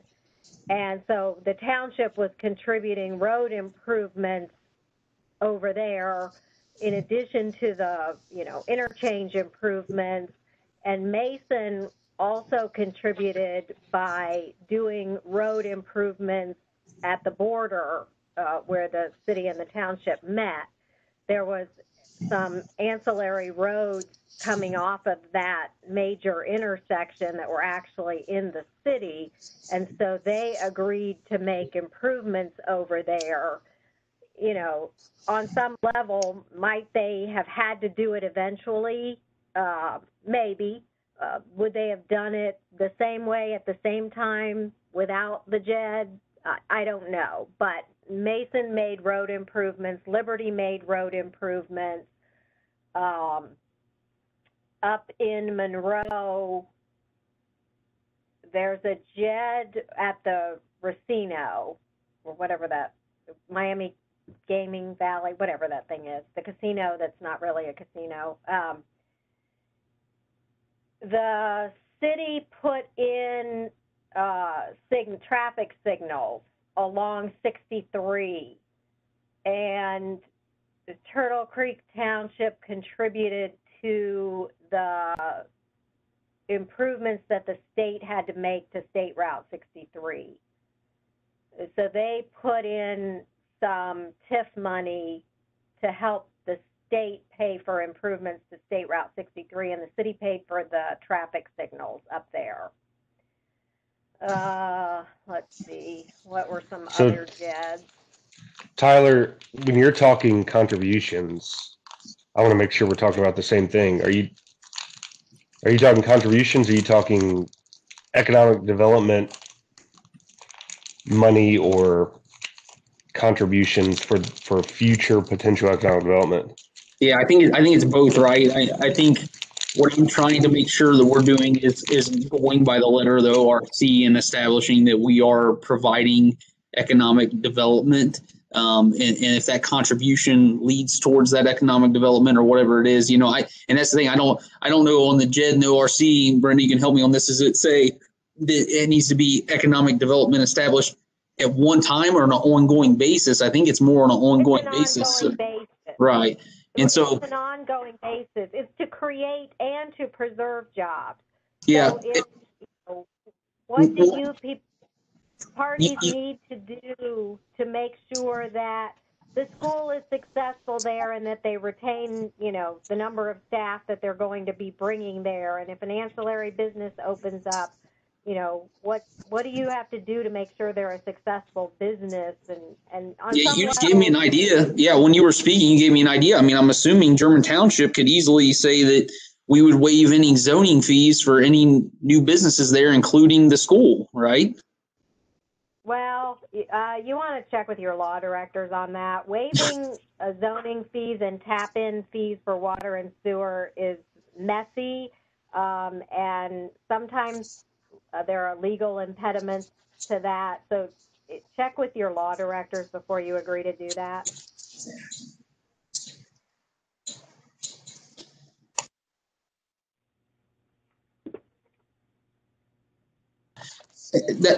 That's fair. I mean, I guess that's where I get confused though, because to me it's like economic development to allow for an economic development. When I think of things, it's like I think that there's like property tax abatements and stuff like that can be granted and those types of things. And I don't even know how you go about doing something like that. But if we have like property tax fees that are collected for the township for some reason, are we able to, waive those for businesses within the JEDD?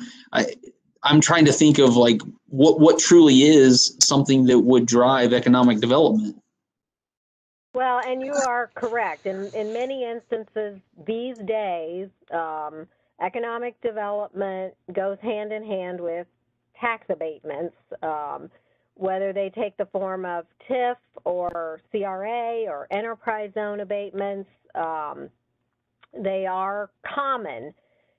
And whether or not, at this point, it's kind of moot because the school owns the property and they're not going to pay property tax.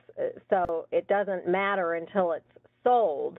And we don't know if and when that will be or what the state laws will be regarding tax abatements at that time.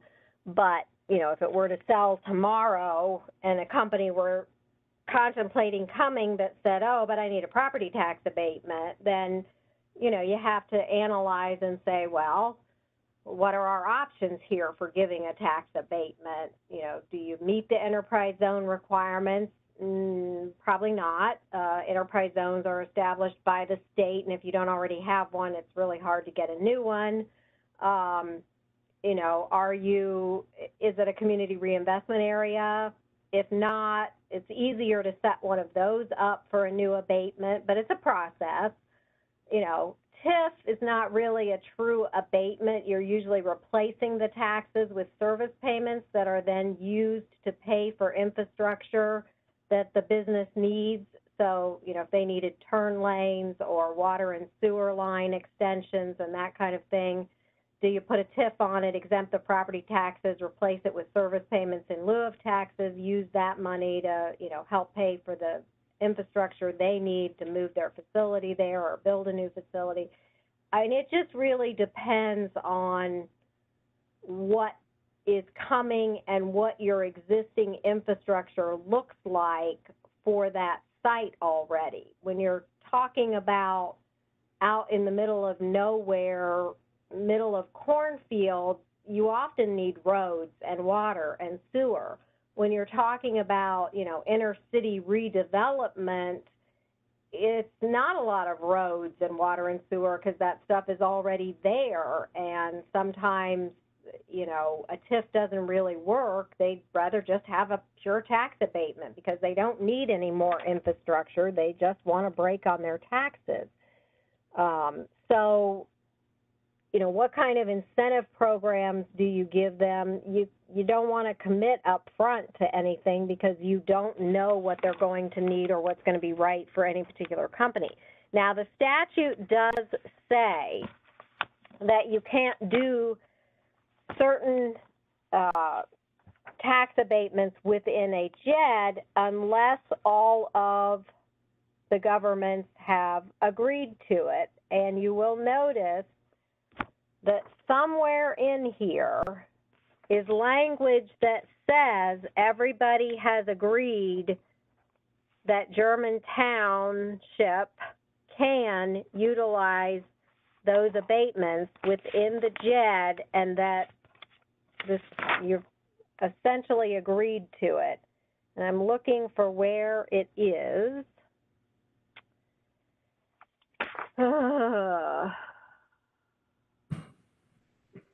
And Tyler, while she's looking, you know, you mentioned cash earlier. If it ends up being an amount of cash, one option to consider is just calling it a grant that any existing business can apply for, or any business seeking to be in that area can apply for.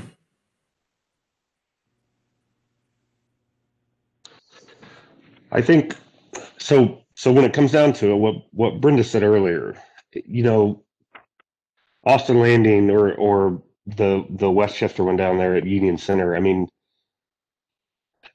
granted, they had developers ready. They sort of knew something was going to come in, right?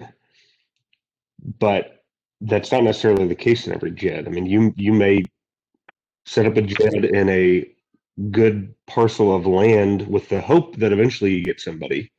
And so maybe you run some water and sewer to the edge of the property, but not every JED has a specific, you know, this township is going to run a road here and this city is going to provide water or sewer here. It's generic at first, knowing that everybody will get the advantage of anything that does eventually come in, right? So, I mean, I understand the goal here to outline some specific contributions, but I think what she said earlier, in that we're sort of laying the groundwork and we're committing to ensure that economic development, if it comes around, is successful as much as we can, right? Nobody's going to be able to contribute $1 million to help somebody come in, but I don't know that we need to be entirely specific if we've outlined that intent, and maybe that's what we can clearly define in this economic development plan. Yeah, I cannot find that language. I need to look at the statute. Did you take it out because they took it out of the statute? I need to look at that issue again. I can't find what I'm looking for.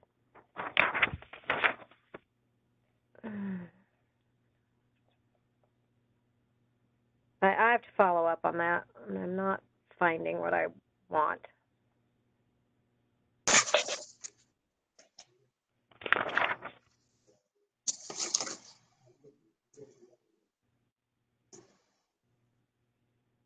Okay. I suppose that's enough. I mean, we got the flavor, and Brian, I get it. I think if I sat in front of a judge right now, could I, with a straight face, say that the intent of the JED was to make sure that we were providing the appropriate amount of development for that district, and the way it's structured right now, I think it's thin, to say the least. So that's where I think I'll leave it. Everyone can understand from there what they think is right, fair, or reasonable. But I think that's what we need to come back with in mind next time, is what we think is right, fair, and reasonable to justify economic development for that district. Think of I'm devil's advocating you. Think of it the opposite. If the JED wasn't in place, would we be ready and willing to cooperate with Farmersville's water and sewer and tax services and our fire and your police and everybody on the scene, ready to go to help with whatever development wanted to go in there? I mean, absolutely not. The JED does give us that base to work from. Yeah, this is where I get confused, though, and it's I think what Brenda said tonight that justified a little bit more to me is knowing that revenues could be lost and there could be incremental costs that we might not be as prepared to support or whatever. That's different than laying out economic development for the future absent of lost revenues in the past. I mean, if you have to go clean slate, I don't know that we could all say we need 1.25 collected per year to support what development we anticipate incurring in that. But that's not the way Brenda's saying this needs to be justified as far as the tax rate. So that's the piece that I'm struggling to reconcile is, I mean, none of us want to be sitting in front of a deposition in 5 years and trying to justify something that shouldn't have been justified. So I want to make sure we have the right grounds and it makes sense to all parties up front, and we've asked the tough questions and answered them. Well, and I think if we were on any kind of shaky ground, Brenda would have let us know a while ago, right? Right. And we're trying to, I think when the economic development plan gets distributed, it may help. Sure. And that's fair. That's fair. And that's why I won't belabor the point any further, because I think we just need to read that and make sure we feel good with it. And the fact that I understand what Mr. Richards has said, but he is not the board that we feel like they will sign up on the petition. Okay. I guess until March 9th, was it? 11th? What was the date? March 9th. March 9th at 6 p.m. Anything else? One last.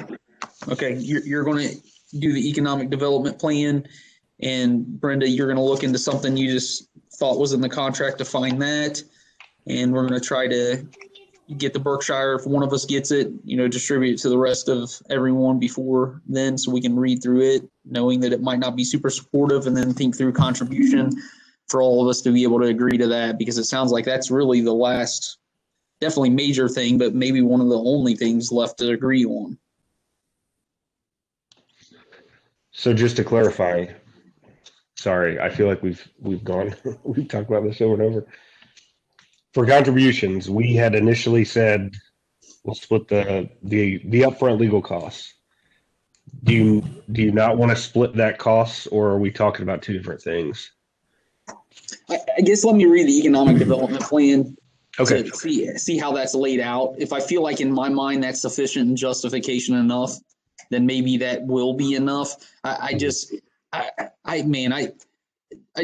read a few things, and this like again, I'm not playing lawyer on my side time because that's not my job. We have one on the call, but just what I'd read today after I referenced some of these ORCs and then just Google documented some of those things. It's like there was some stuff out there talking about a little bit more stricter and more enforcement around JEDDs in Ohio over the last couple of years. And just talking about what the purpose truly was for, and that it's that economic development. And then it's clearly laid out here as the purpose. And so I guess when I see it in black and white in contractual terms, it's like, it's still, and maybe I just need to read it a few more times. It still hasn't reconciled with me that that's what we're doing yet. But let me see that economic development plan. Maybe that'll make it clearer.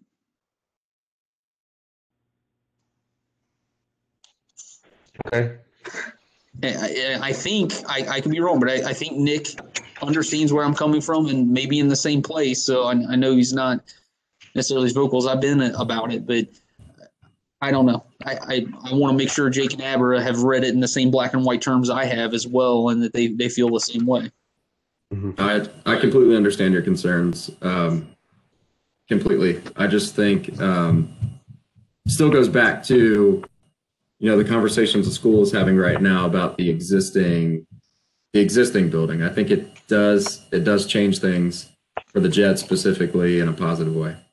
Well, no, I agree. I guess that's where, and Brenda's made the point, if what we anticipate could happening and what we know we would all want to do and step in and support as far as the JEDD, that 100% justifies it in my mind, especially knowing what the high school building could turn into in the future and other things that could happen in that area. But I guess with that being said, that in no way, shape, or form are we lining that out in black and white, at least to what I've seen, that we know that could be coming and we're willing to step in and support infrastructure or anything like that. So if that's in the economic development plan, it clearly lays out, hey, if you guys decide to bring some businesses into the campus and here's how we will be able to support that's a different story, right? Yeah, and to your point earlier too, you're giving the board a reason to approve it. Mm-hmm. So I think it all boils down to the plan too. Okay. All right. We shall chat again soon. I appreciate it, guys. Thanks, Brenda. Thank you, guys. Sure. Good night, everyone. Good night. Good night.